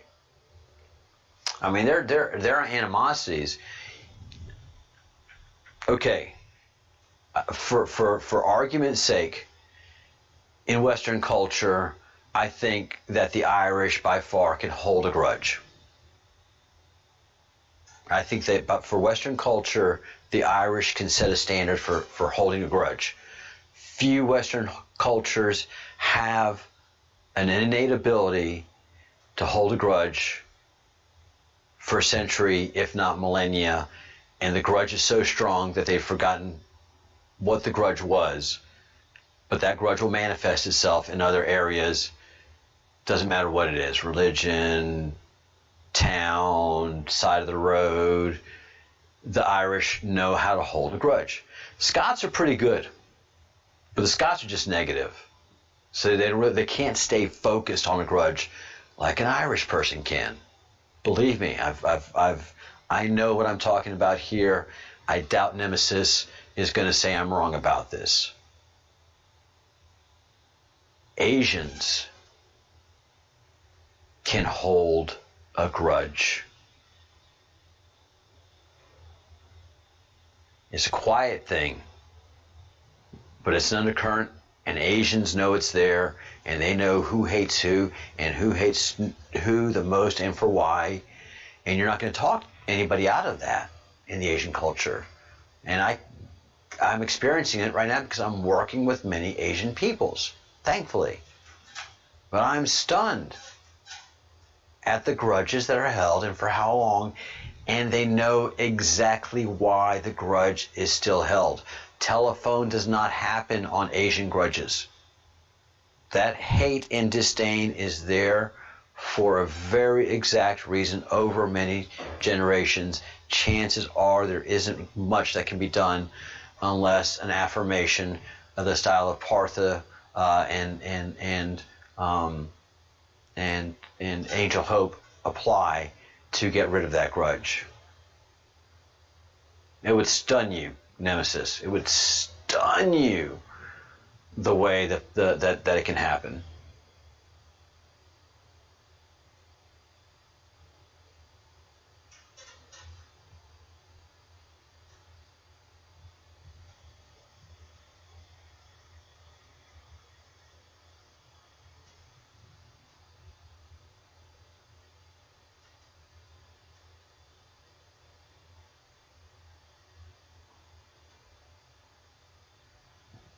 Oh yeah, in Japan, there are divisions all over that island. That tiny little island. They can't stand each other for one reason or another. And that's why Tokyo and such big cities become very pale and soulless places, because those grudges and animosities can't be entertained.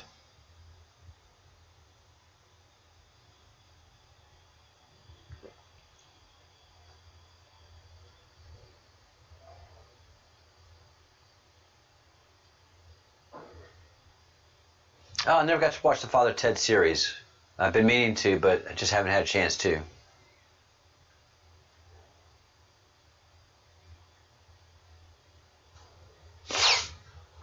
Yeah, when the BBC could produce comedies, and the BBC could produce amazing work, man.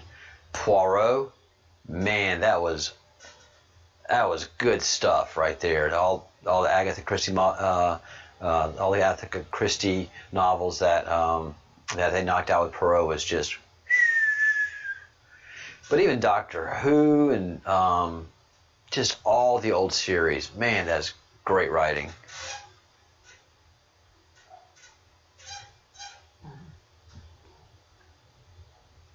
Yeah, Atari versus Commodore, which was a worthwhile grudge. Now it's PC versus Mac. Hi, Sam.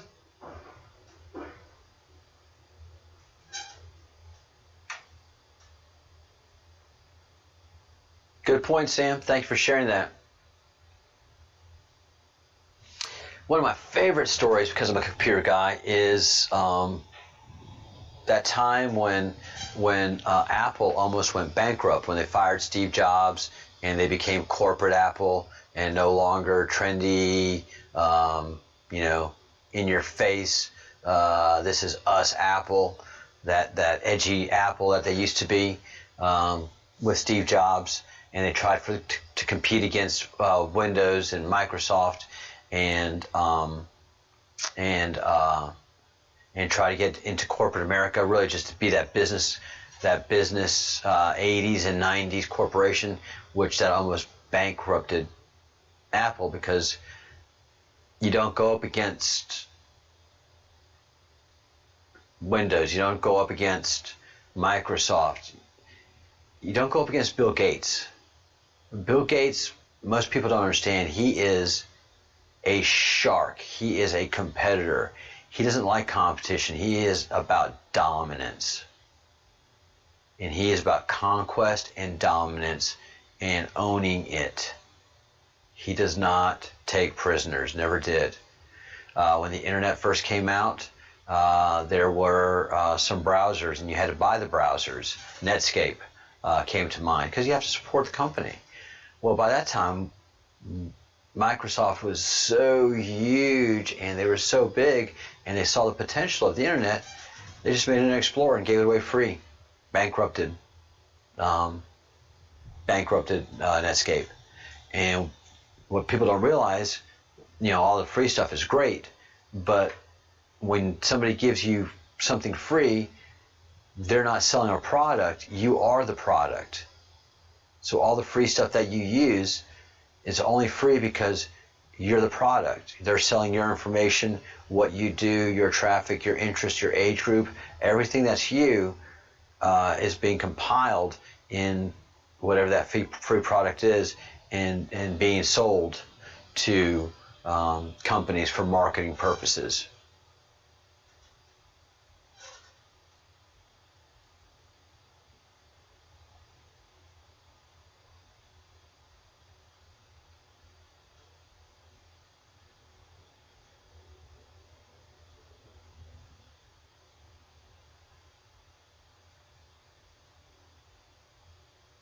CJ, in a true sense, yes.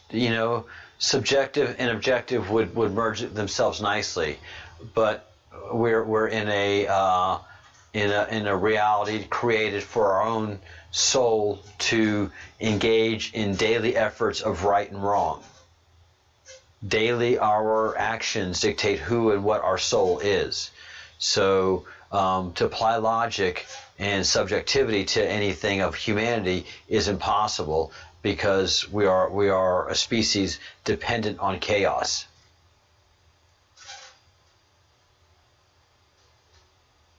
Oh God. You have to pay that BBC fee? Oh, no wonder. I mean, that right there just makes you hate the English.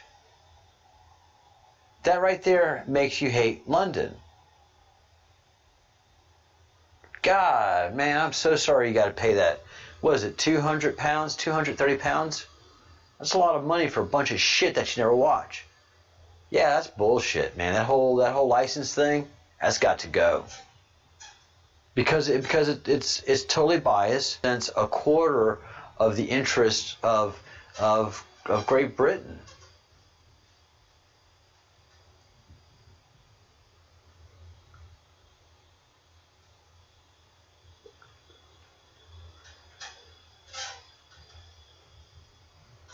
Yeah. Yeah, I mean, AI will never be as good as human. AI will never, humans are perfect AI. And we can't function on our own, we need a soul. So our brain is the fastest supercomputer on the planet. The amount of data it can hold and the amount of data it can process is breathtaking. There isn't a computer, there isn't a number of computers on the planet that can do what the human brain does. You can take all of those crazy super processors, put them all together. Oh yeah, and maintain balance and walking and everything else, and then be this compact. Can't be done. Michelle, that's the thing. In England, you can cut the cord all you want, but you still have to pay that damn license fee to the BBC. Nemesis will not watch one show on BBC the entire year, and she still has to pay that damn license fee, or she gets fined till her eyes bleed, or they haul her off to jail. It's bullshit.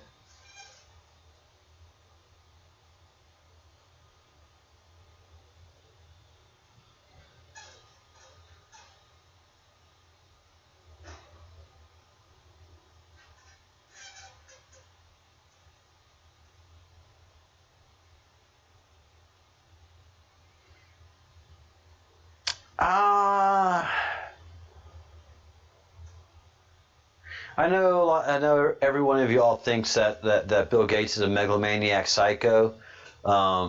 Just like I have a different view of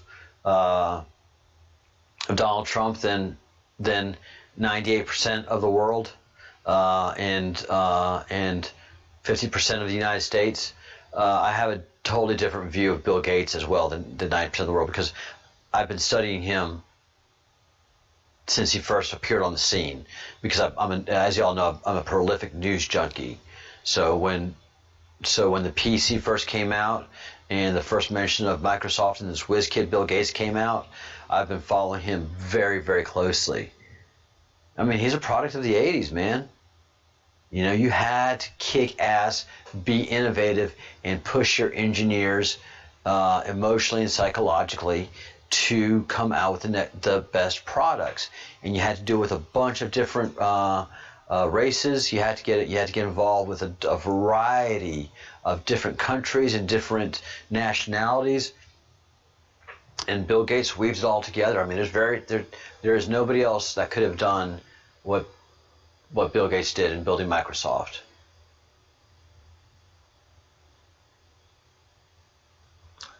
Bill Gates is a genius, someone I admire greatly, have followed all my life. I have sent him mail thanking him for my career, because he did do a lot of stuff for free. He gave access to people like me that normally wouldn't have access.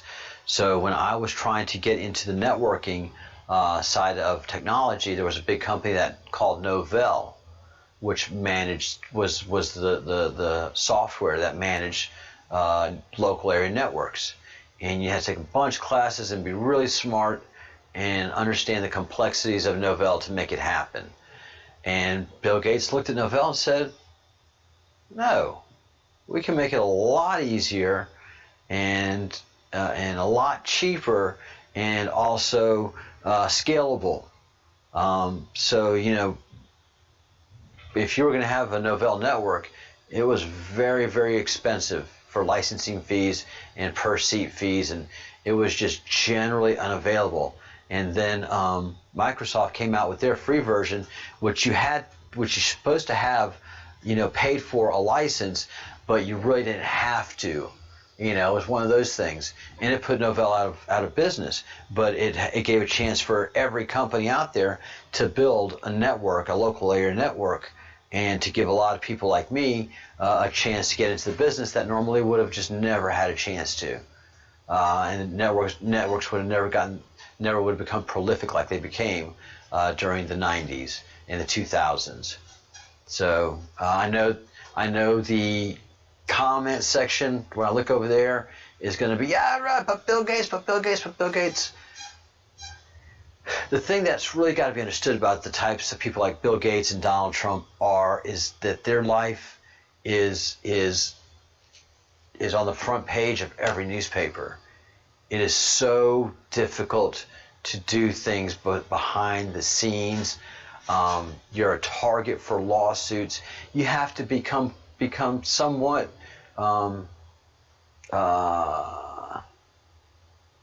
loony to live in that bird cage of a world, because everything you do, your children do, everything is scrutinized. You have reporters that their job is to watch you 7 days a week, 365 days a year, you know. So did Bill Gates do some shady stuff? I hope so. You know, you gotta have a good time, man. You're the richest man in the effing world, man. You know. I hope you ran with some high class hookers and had some crazy times, but you built an amazing corporation, Microsoft. I mean, again, there's just nobody else that could have had that vision. And when I read his book, The Road Ahead, back in 1991, which is he wrote exactly how the technological world of today would look, that you'd be getting your TV, your entertainment, and everything over the computer. And me looking at that Windows 98 machine going, and it wasn't even Windows 98, it was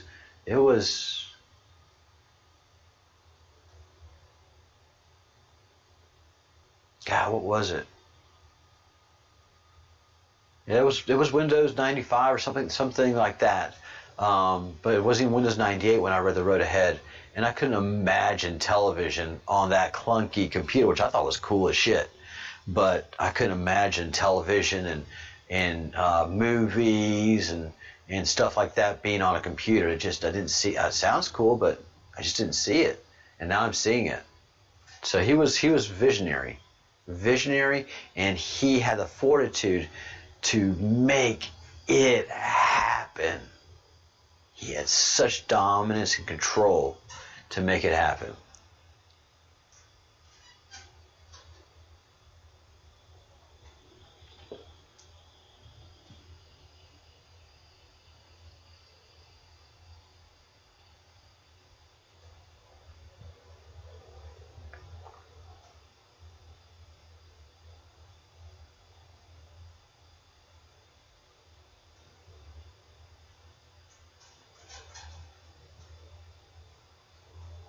What amazing discussions go on in that chat room.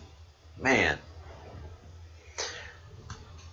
You know, that's the one thing about our group. You can't come in here weak-minded. You know, we are not for everybody. We are not for everybody. You've got to have a strong base of information. We are a certain cream of a certain crop, guys. You have to have a depth of knowledge and fortitude of mental skills to participate in conversation with this group. You know, we're face it, we're a bunch of great thinkers and a bunch of leaders in thought approach. And DOS, yeah, man, I remember DOS. I still use my DOS skills. I get into CMD mode, I have to ping something. Yeah, DOS is still there, disk operating system.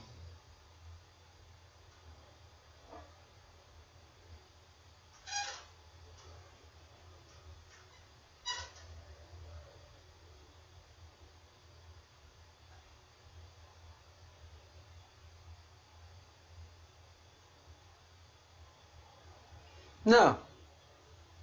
You don't look at anybody, but you don't look at anybody else's censor. You don't judge anybody else.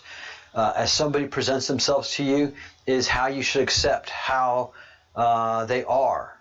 Because, you know, I wear a certain style of clothing. So I don't want you to see me naked, because it's a ghastly sight at this age. So I want you to see me as I present myself with clothes. I don't have to wear a shirt. I don't have to wear a nice collared shirt to have these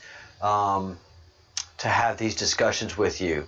But I want to be the best product for the viewer to be entertained and to stay here and to learn and grow.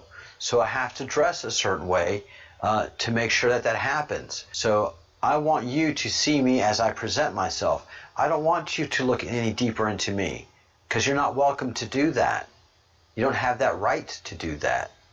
I've not asked you to do that. You see me as I present myself. But to look any deeper into me makes a lot of assumptions that you don't have the right to. Yeah, Microsoft Disk Operating System, MS-DOS. Yeah, this is a great play. You know, we are but merely players.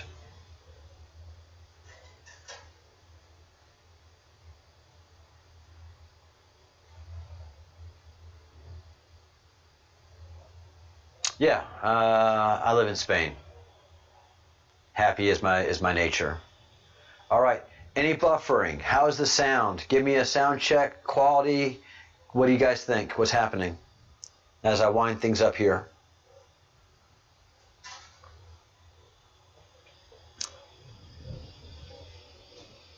And again, I don't want any hive mind mentality in this group. I want to be disagreeable. I'm going to disagree with all of you who are my favorite people on the planet right now. You're the best presenter, John. Thank you very much. To call me a presenter, that is fair and fair. That is unfair, but that is quite an honor to call me a presenter. That means a lot to me.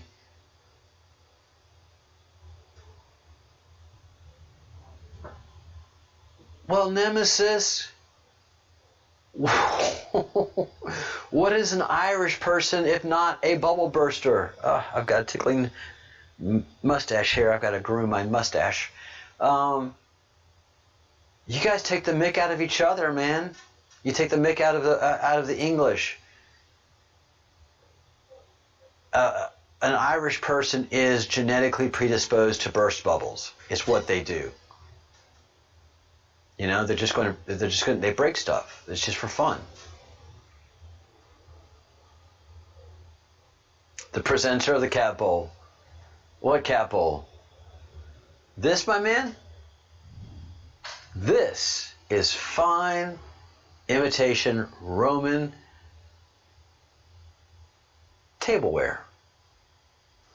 No, it's not Samian ware. It's not that expensive. It's more for the commoner.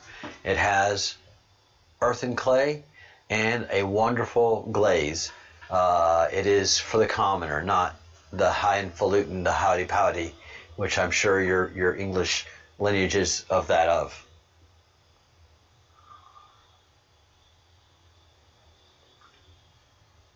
Oh my God, man. Yeah. I mean, if you want to humble yourself, you know, you just ask an Irish person, well, what do you really think of me? Oh, they'll tell you. They will absolutely tell you. Most Westerners couldn't recover from that.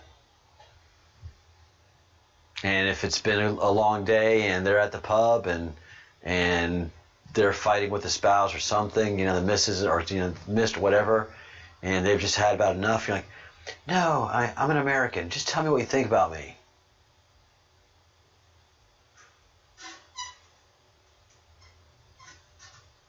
After they pull you up off the floor, I can't take it. I mean, Epic and Nemesis and a few of those English people have tried to take the mick out of me, and they got me. I am not good at that. I would not be good in England. I'm a great tourist. I would be a very upset person if I lived there, because I like my rose-colored glasses, and I like to say good things about people. I like people to say good things about me, and I like having Latin fluffy conversation and passionate discussions about nothing. That bores the piss out of somebody in Great Britain. They want to fight with you about something. Oh my God. And it's a lovely way. They just want to have an argument. They want to have passion. It's a sign of passion. But I have some friends here close by, and the husband is English. And he is always circling, just ready. He just wants to just lay into my American Trumpism, because he is a classic Labour voter in England. I mean, he has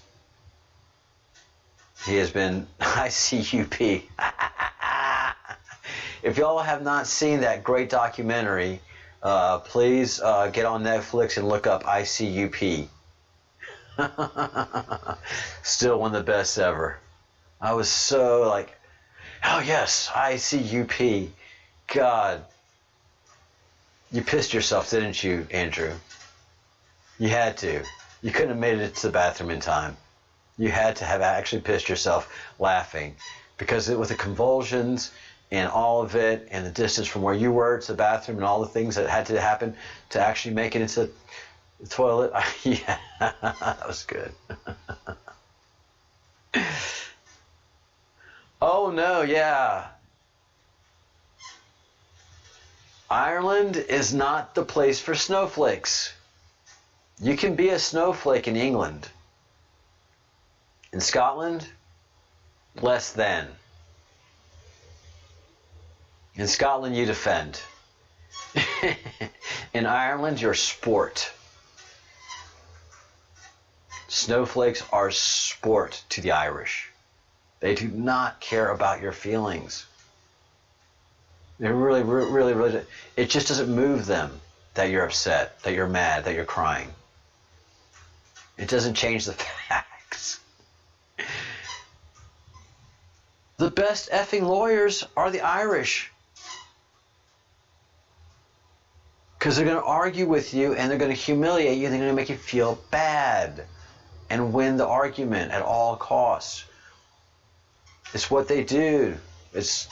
Yes, I know you cried laughing. I could hear you all the way over here.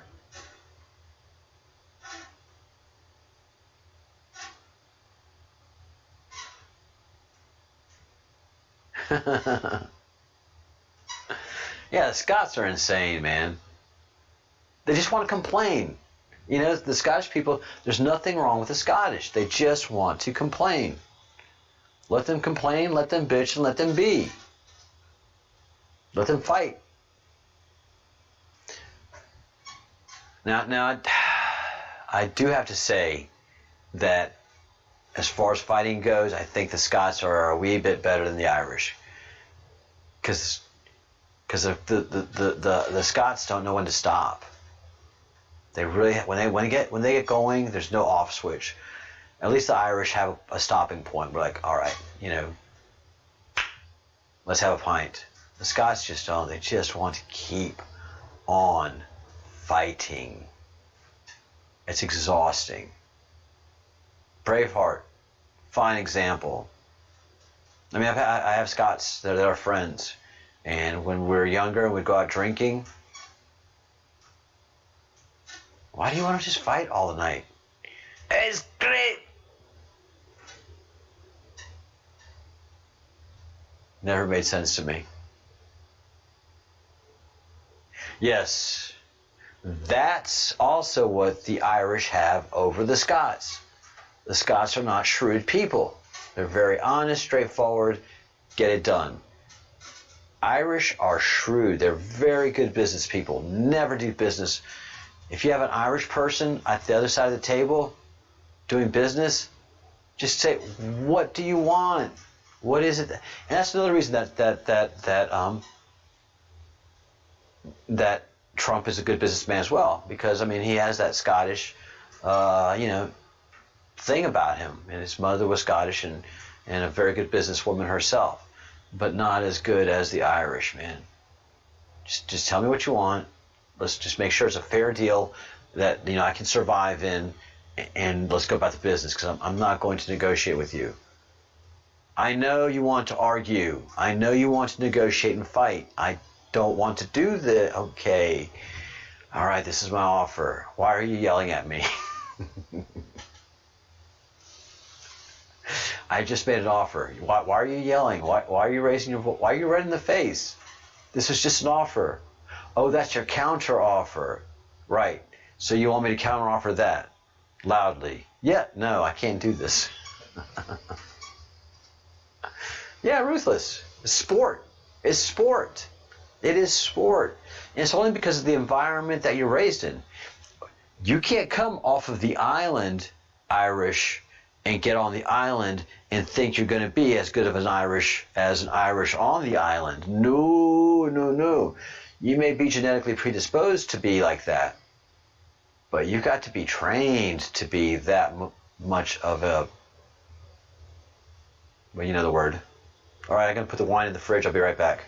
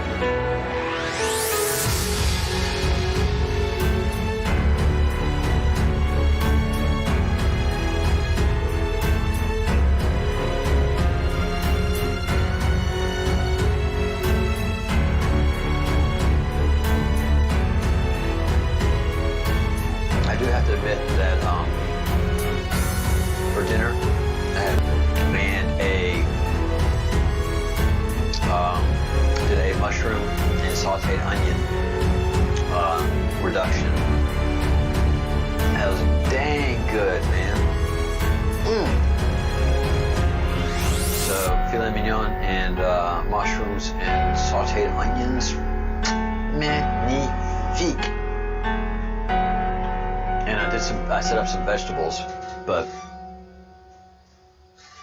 not enough room. I had to finish that filet mignon and all that. So all the healthy stuff kind of stayed to the side.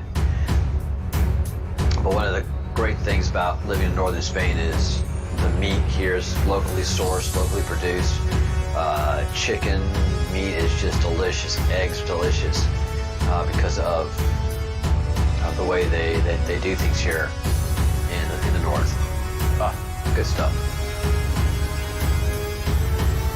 Oh, I like my little mixer. It's the bomb diggity.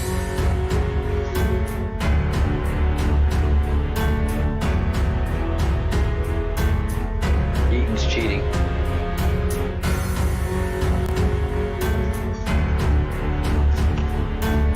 Yeah, we can go back to our main topic of Sunday session. Where's music? Oh shit! Eyes of Glory was still going. Oh! Thank you, Michelle. Sorry about that. Thank you. Yeah. So, to get back to our main subject and to kind of wrap things up, The sun is producing its EMPs. It's not producing its EMPs naturally. It's producing the CMEs, EMPs, the coronal mass ejections that we're seeing. The orb is producing those things. It's not doing it. It's not doing it itself. So I'm gonna have to work with the music in the mixer. So I've got equipment coming in so I can channel the music through the mixer from now on, and not have that confusion happening. So that will be taken care of tomorrow. Music staying on will be taken care of tomorrow. Slowly building this, but what is increasing our frequency here on Earth, what is creating the frequency for ascension, is not being done naturally. It is being done by the orb that is sitting next to the sun. That is what's generating the coronal mass ejections that we're experiencing. And as we've seen in the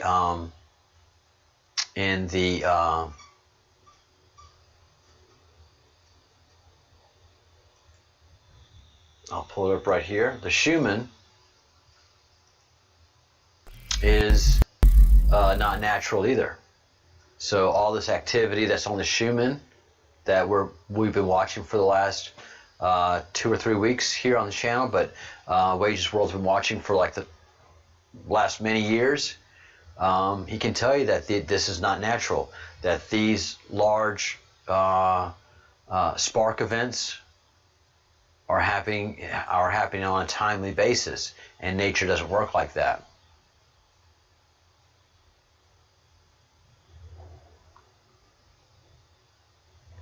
So the frequency of humanity, of the earth, is being raised. It's going to be done slowly. This is not going to be a rapid event. It is also going to have a lot to do with people red pilling themselves. So it's us standing strong in the light of adversity that that is going to maintain the strength of the ascension. So us meditating along with the rest of the group and raising ourselves to meet the raising frequencies that are coming makes what comes easier for us. For all the blue pill people to actually see there's a creator and their ideas and ideals are shit, well, that's going to be rough. You know, somebody that's heavily Catholic Christian, seeing that there are aliens in the planet and around the planet, that's just difficult because, you know, the Christian Bible doesn't say anything about aliens as far as they can read. Angels, sure. A God, absolutely. Jesus, you betcha. But aliens, there's nothing about that in the book. Flying chariots, yes. But there's nothing about aliens in the Bible as far as I can tell. So, there are a lot of people going to have a hard time with what is coming. Our group is not going to have any problems whatsoever with what is coming because we're preparing ourselves emotionally, spiritually, mentally, and this is just the beginning. So this is just the beginning of our effort, and it's not going to be anything sudden. You know, if you talk to a friend and they become curious, you can bring them here to the Breadcrumbs Project, and we have a library full of information and documentation to talk about what's happening to the sun, to the moon, to the stars, and to several things, and then point to tools like the Schumann frequency resonance tool, and then, you know, to all the great work that Wages World has done in documenting this big old orb sitting next to the sun, flashing CMEs towards the earth or away from the earth. Sometimes the CMEs that it discharges are going away from the earth.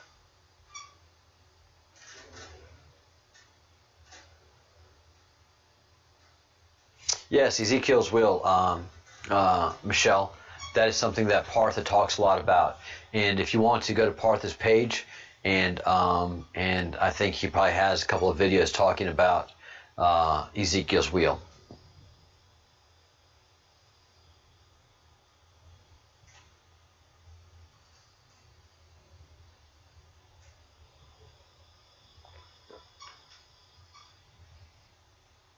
Oh yeah, Nemesis is a very, very, very intelligent person and has a great deal of wisdom and knowledge. Nemesis is incredibly wise and very, very well read.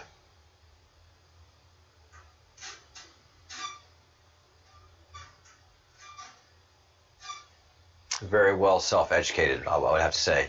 Very well self-educated, because the things that we talk about is not something your average Irish person has any interest in talking about, much less learning about. So Nemesis has had to be on her own journey for many decades, and keeping to herself and what she's learned, and grown in her own wisdom, but grown quietly.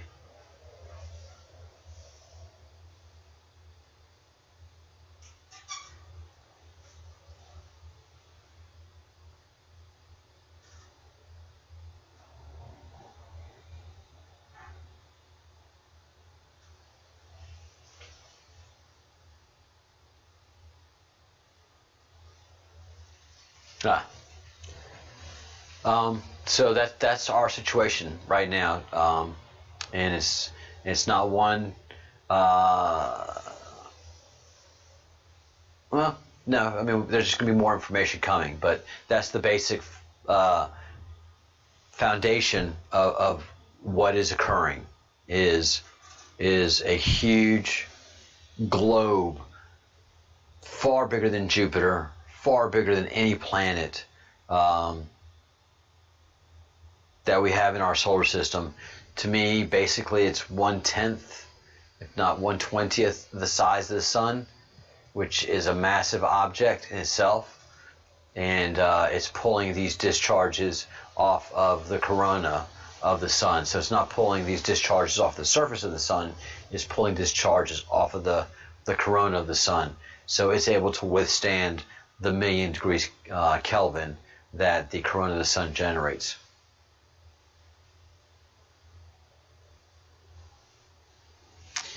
Well, truth be known, a lot of us have alien DNA in our makeup. So, and as Partha says, your DNA is as part of your grandparents, as part of their grandparents, and so even if you may not believe in reincarnation per se, the fact remains that you are a representative of your past.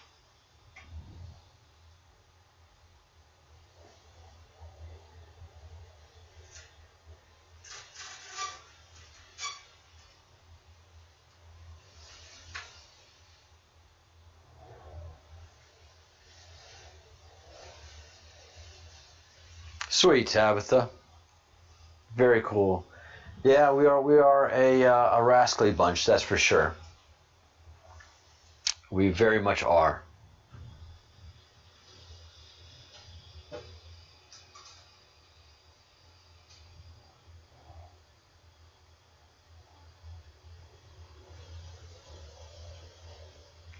Oh, it's storming something out there fierce right now.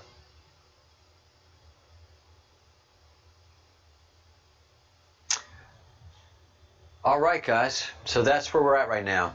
There's a big globe sitting off the sun, generating coronal mass ejections that are changing the frequency of the globe, and things will continue to feel like they're spinning out of control because the frequencies of everybody is raised.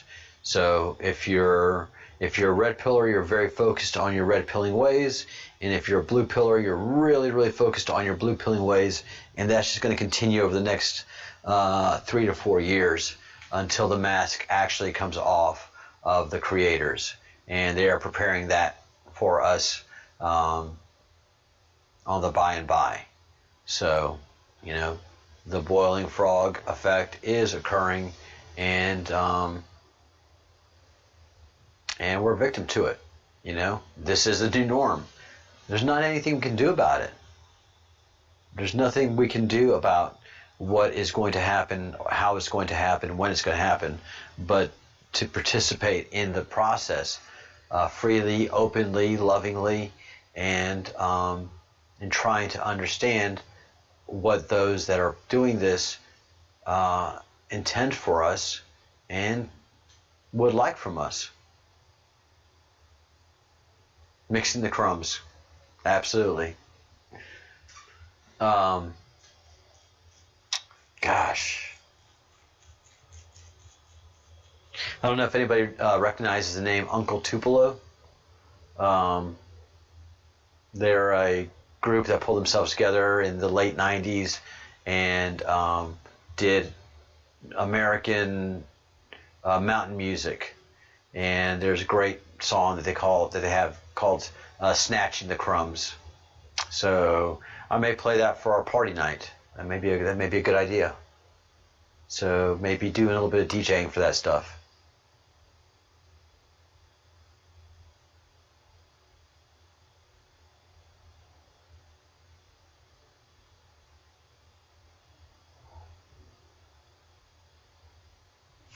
Yeah, that's the the veil will be lifted, the mask will be torn off, as the Hopi say, and are mixed up little crumbs indeed. We are mixed up a little bunch of crumbs, but no, I mean, you look at this Schumann and you look at I've gone and looked at some past videos of our man Wages World, and I haven't seen anything like this. And so the activity, the globe, it's happening. It's happening. And it's going to be happening more and more and more and more. The water is going to get hotter and hotter and hotter and hotter and hotter. And so if you're a good frog, you're ready for it. If you're not a good frog, then you're going to go by the way of it.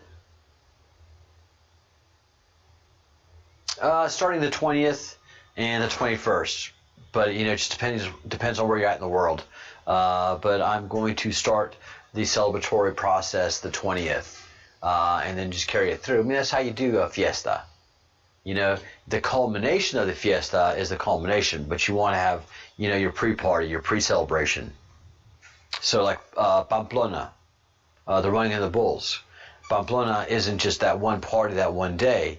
Pamplona is you're in that town for 2 weeks, partying non-stop, man. If you're a young person and you're in the Basque region, you're in the town of Pamplona, and you party, drink wine non-stop for 2 weeks.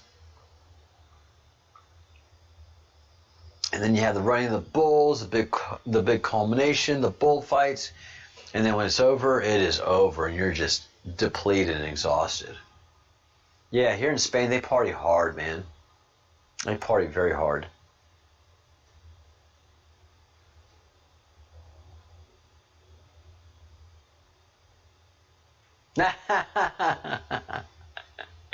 Does anybody want an annoying little Cocker Spaniel?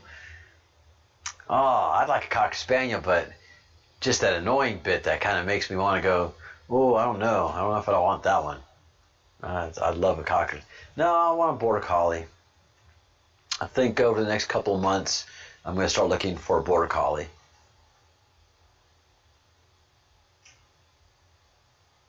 But an annoying little Cocker Spaniel is a great second. I just couldn't imagine a Cocker Spaniel being annoying. Shocking.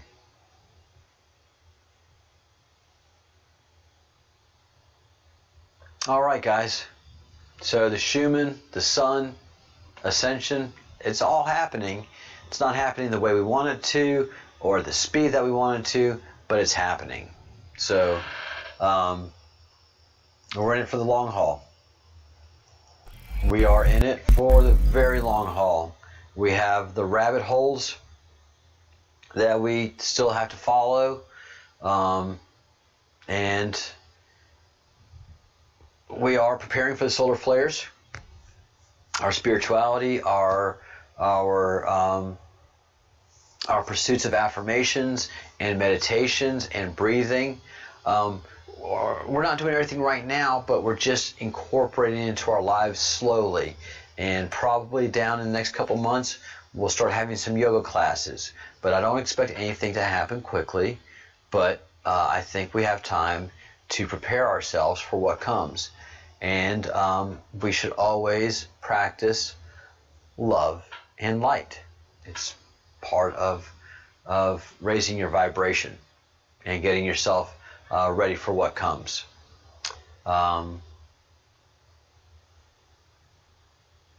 As Andrew says, slow and steady does always win the race. So we continue to do our work here. We'll have breaking news tomorrow morning because there always is something new to talk about. And then we'll have the chat going throughout the day. And then our evening will culminate in some good discussions. Don't want a lot of people right now because we're building up our database and our video library and our information source. And I've got a lot of cleanup to do on that too. I got a lot of playlists to build. So all of that will happen organically. But what I want to do is to continue having the conversation, have a little bit of fun, and have an entertaining show that people look forward to coming to and learning a little bit along the way. High quality and in all aspects. And that takes time.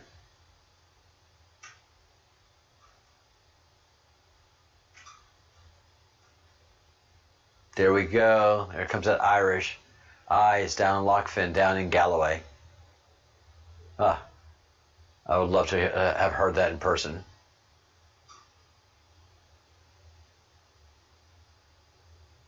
Yeah, the St. Anthony thing, I don't care who you are. St. Anthony works. You lost something, pray to St. Anthony, boom. You get it. Oh, it's amazing. Yeah, my mom and my sister have so many Protestants in Louisiana praying to St. Anthony.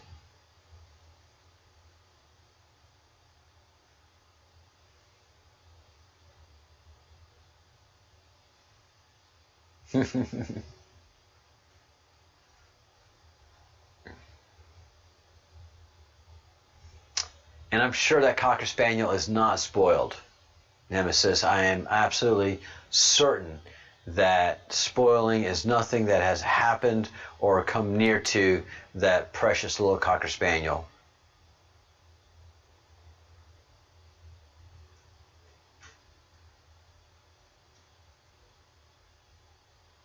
Yeah, there's when the mask comes off, it's going to be amazing. You know, we're going to look at the solar system a whole new way. We're going to look at our planets a whole new way. So what's coming is going to be super intense. It can't be rushed upon us.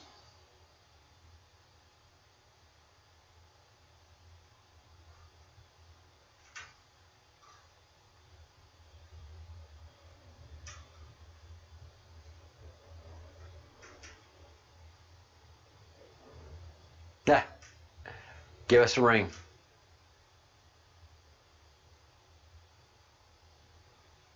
All right, guys. It's going to be an early night here, winding it down. Michelle, did we meet your expectations of conversational ideas from my singular perspective of what I'm doing? I think I have a fair idea of how ascension and how the sun and all of this is going to work out. And I do believe that the ancestors are going to be coming back very shortly. I think that part of all of this is that our ancestors are coming back. Our mothers, our fathers, our grandfathers, our grandmothers, we're going to be able to commune with them shortly. So this is big. What is happening has been long since predicted, and and will be coming our way. So, sorry about the music mistake. Once I get my next input for my mixer, that little problem will go away as well. So, pretty geeked about that.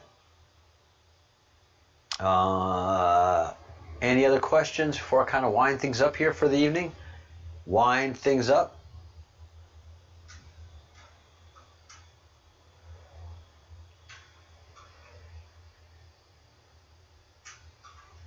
You know, and looking at it from perspective, say, you know, from the aliens' perspective, you know, you almost don't want to wreck our view of the universe, our very, you know, oh my gosh, it's almost like we're the only creatures in the entire universe. You don't want to pop that cherry. You don't want to, you know, one of the worst things in the world is when a kid finds out there's no Santa Claus. I mean, it's not the worst thing that can happen to a kid, but I mean, y'all know. You know, Santa Claus was Santa Claus. Santa effing Claus, man. And then you start to question things. Some things don't make sense. And suddenly you get the red pill of Santa Claus. And you're like, fuck, man. I didn't want to know that. I was really happy, like, you know, Santa Claus. It's awesome. So red pilling is not always great, but at least, you know, you're not sitting like a blue pillar lost and, you know, 40 years old wondering why Santa no longer brings presents to you beneath a tree, not even a lump of coal or anything. I mean, what a horrible human being are you if at 45 years old you set up this beautiful tree, you have the cookies and milk, you wake up the next morning and still no presents. What the heck? How bad of a person have you been?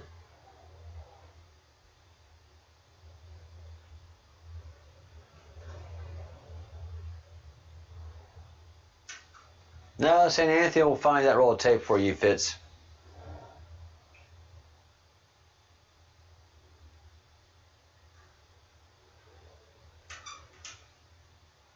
Oh, jeez, I hate those fires, man. Families lose everything.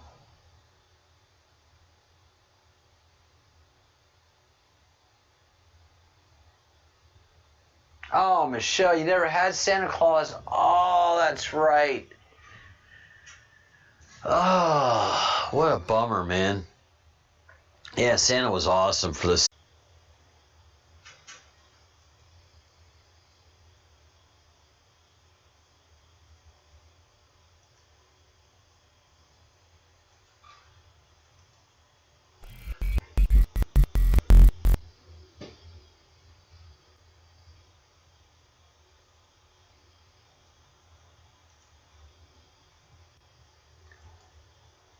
Whew. All right, we are back.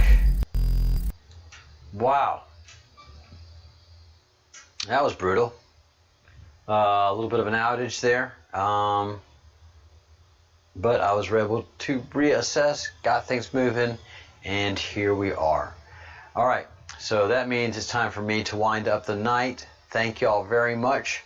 I think I answered everybody's questions, especially Michelle.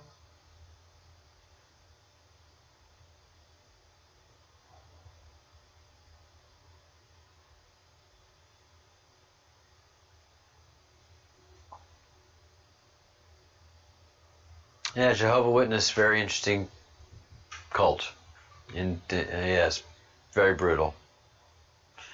So I will let Michelle talk about that and talk in the Musk group. I think we've done good work today, and I look forward to tomorrow's adventures. There's always a new day,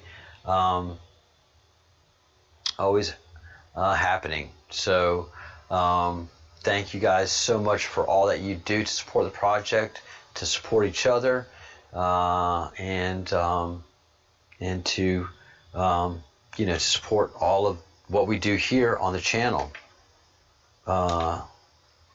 It's a lot of work, emotionally, spiritually, but it's also very rewarding. So could not be more proud of everything that we do here. And so let's bring in a little bit of a cha-cha-cha.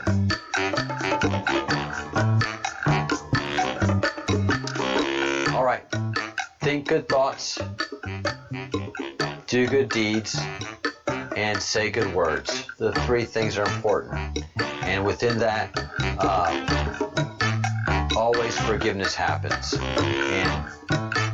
And we have to forgive ourselves, love ourselves, forgive others, and then engage in the fact of thinking good thoughts, saying good things, and doing good deeds, and it be meaningful to us. So please do that, and know that I thank you very much for what you do here in this project. Y'all are just as awesome as could be.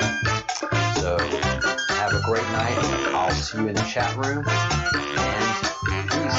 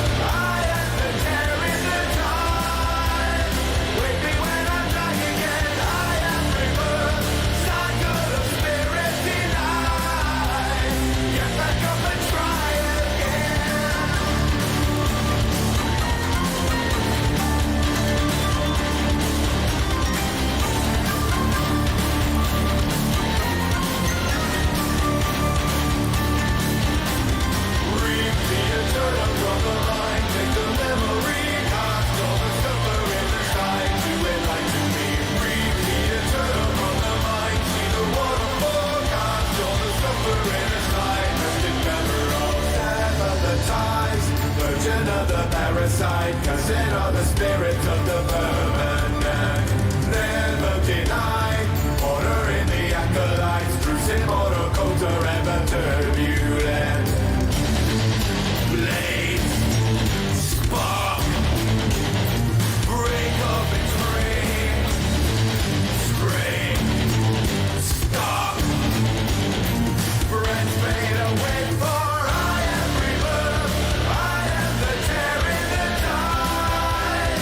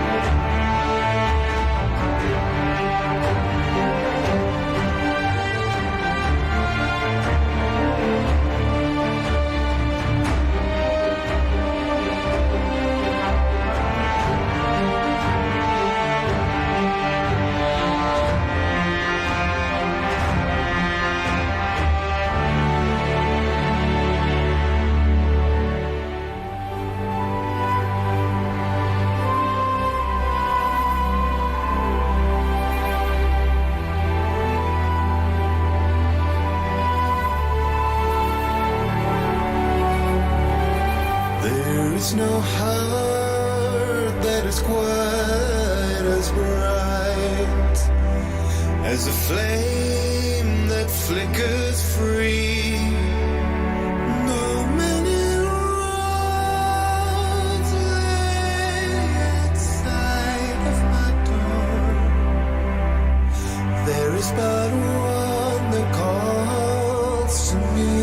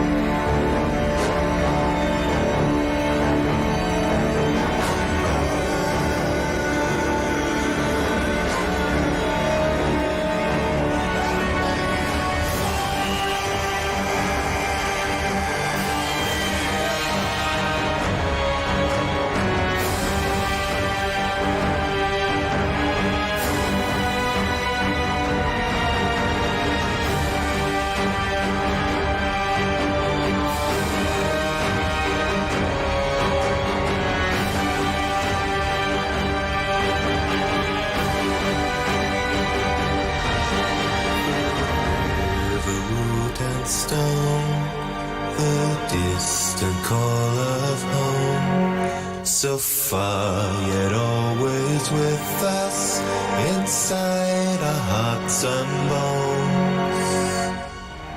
So soft the cold of home.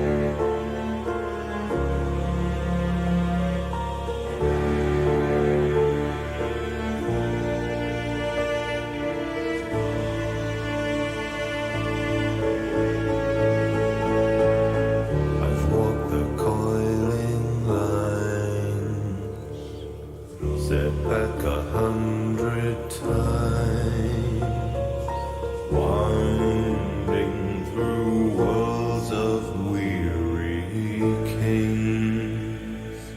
What's more to the first? Another crumbling hall, another humbling fall. Once more the morning bells will ring, but I won't be kept down. I'll just keep on rising. Failure ever fades.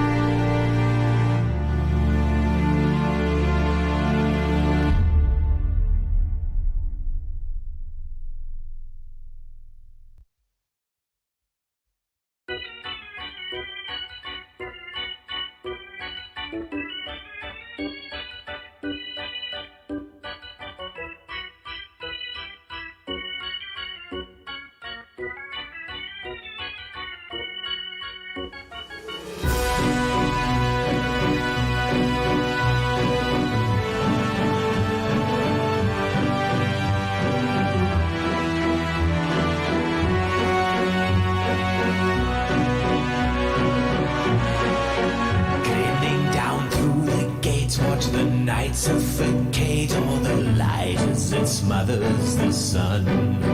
I can tell by the moon you'll be joining me soon as a guest in my fortress of fun.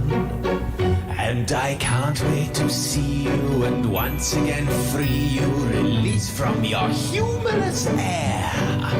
Someday I will replace that big frown on your face with a smile and a murderous glare.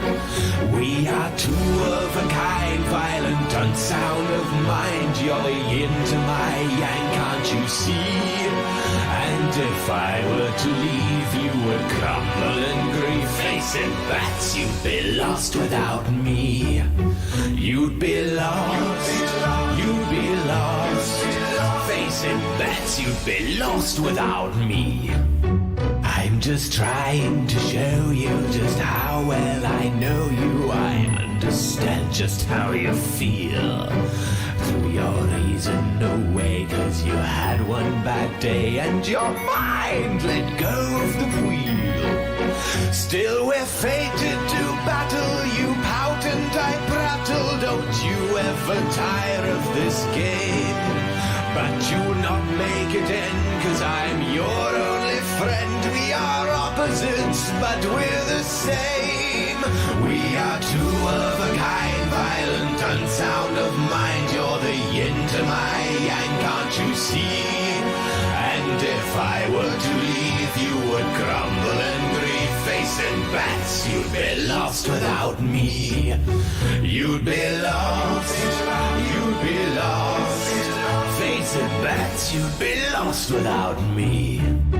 We have so many wonderful stories. I have studied the mind of this bat. A hero with no praise or glory, just his cape and his cave and his meow.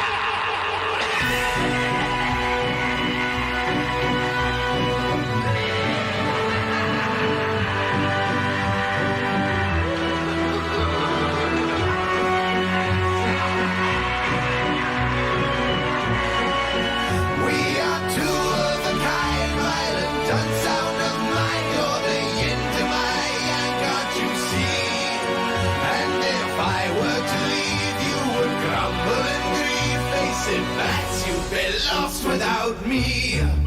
You'd be lost. You'd be lost. You'd be lost. Face it, bats, you'd be lost without me.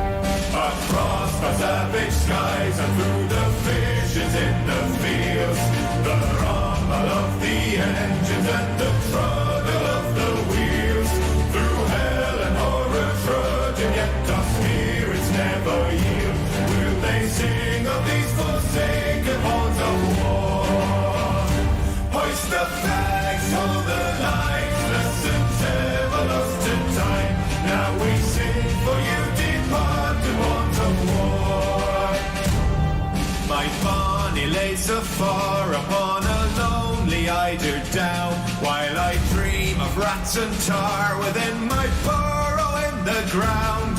Infernal gaping scar of boiling mud and thundering sound. They won't sing of this forsaken pawn of war. Hoist the flags for the life lessons ever lost in time. Now we sing for you, departed pawns of war.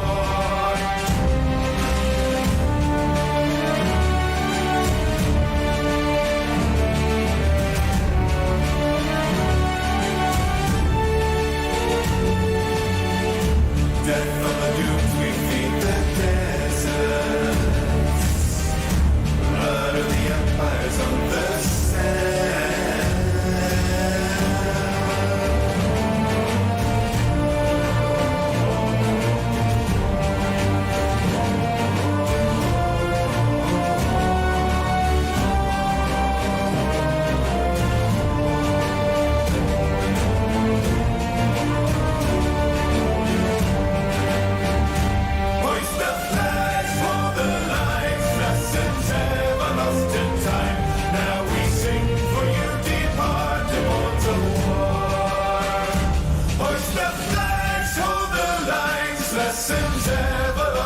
time.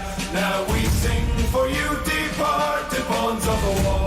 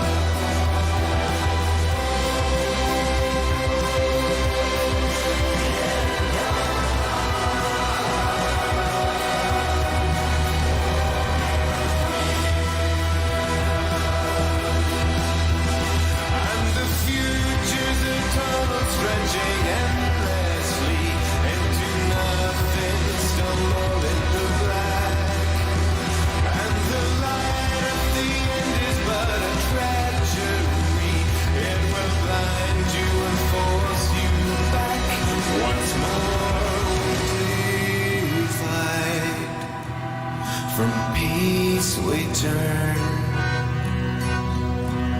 The day the world died, nothing was learned.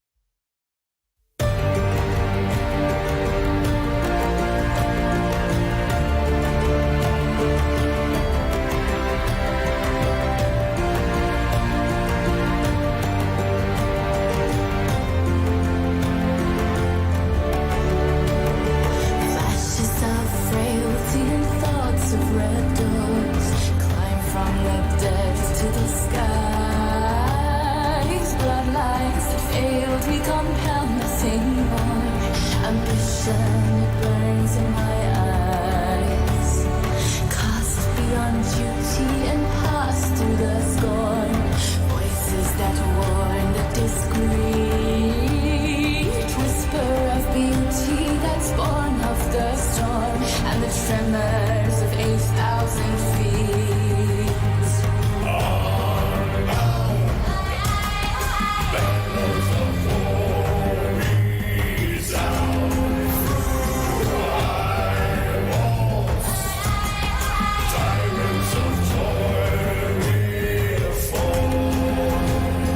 Queen of the free, the breaker of chains, winter will cry out my movie.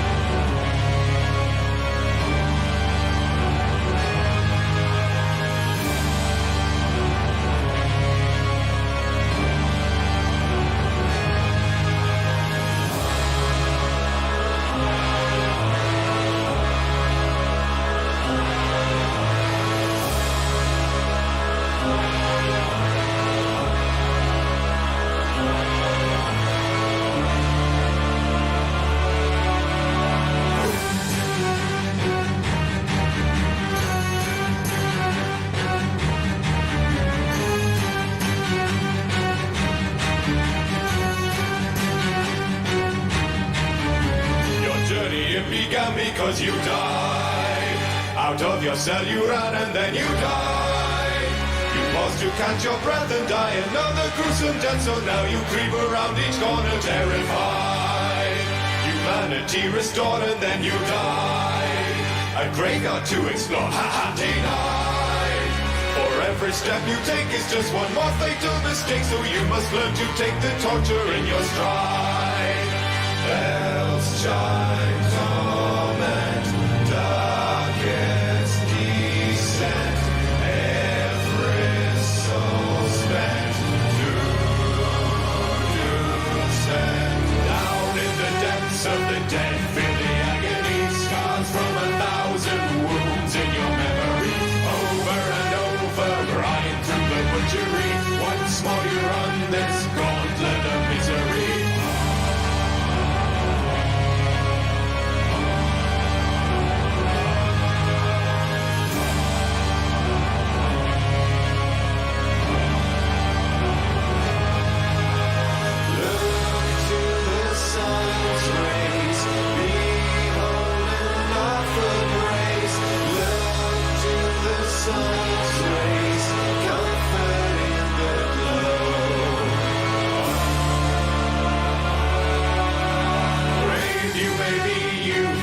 That your mind is tough, come have a go if you think you're hard enough. Dive into death, embrace all the treachery. Learn to enjoy the bloodshed and butchery. Bells chime, torment, darkest descent. Every soul spent, once more you die.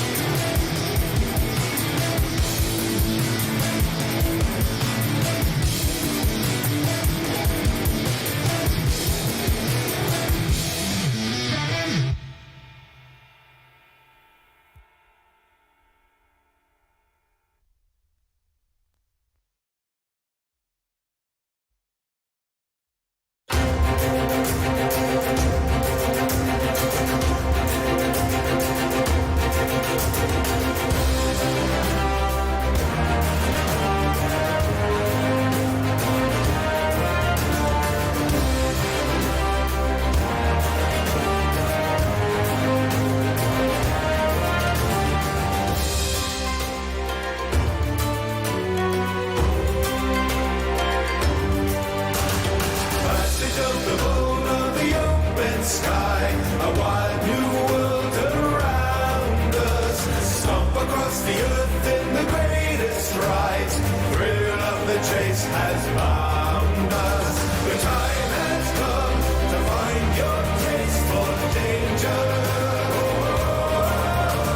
The time has come to find your place in nature.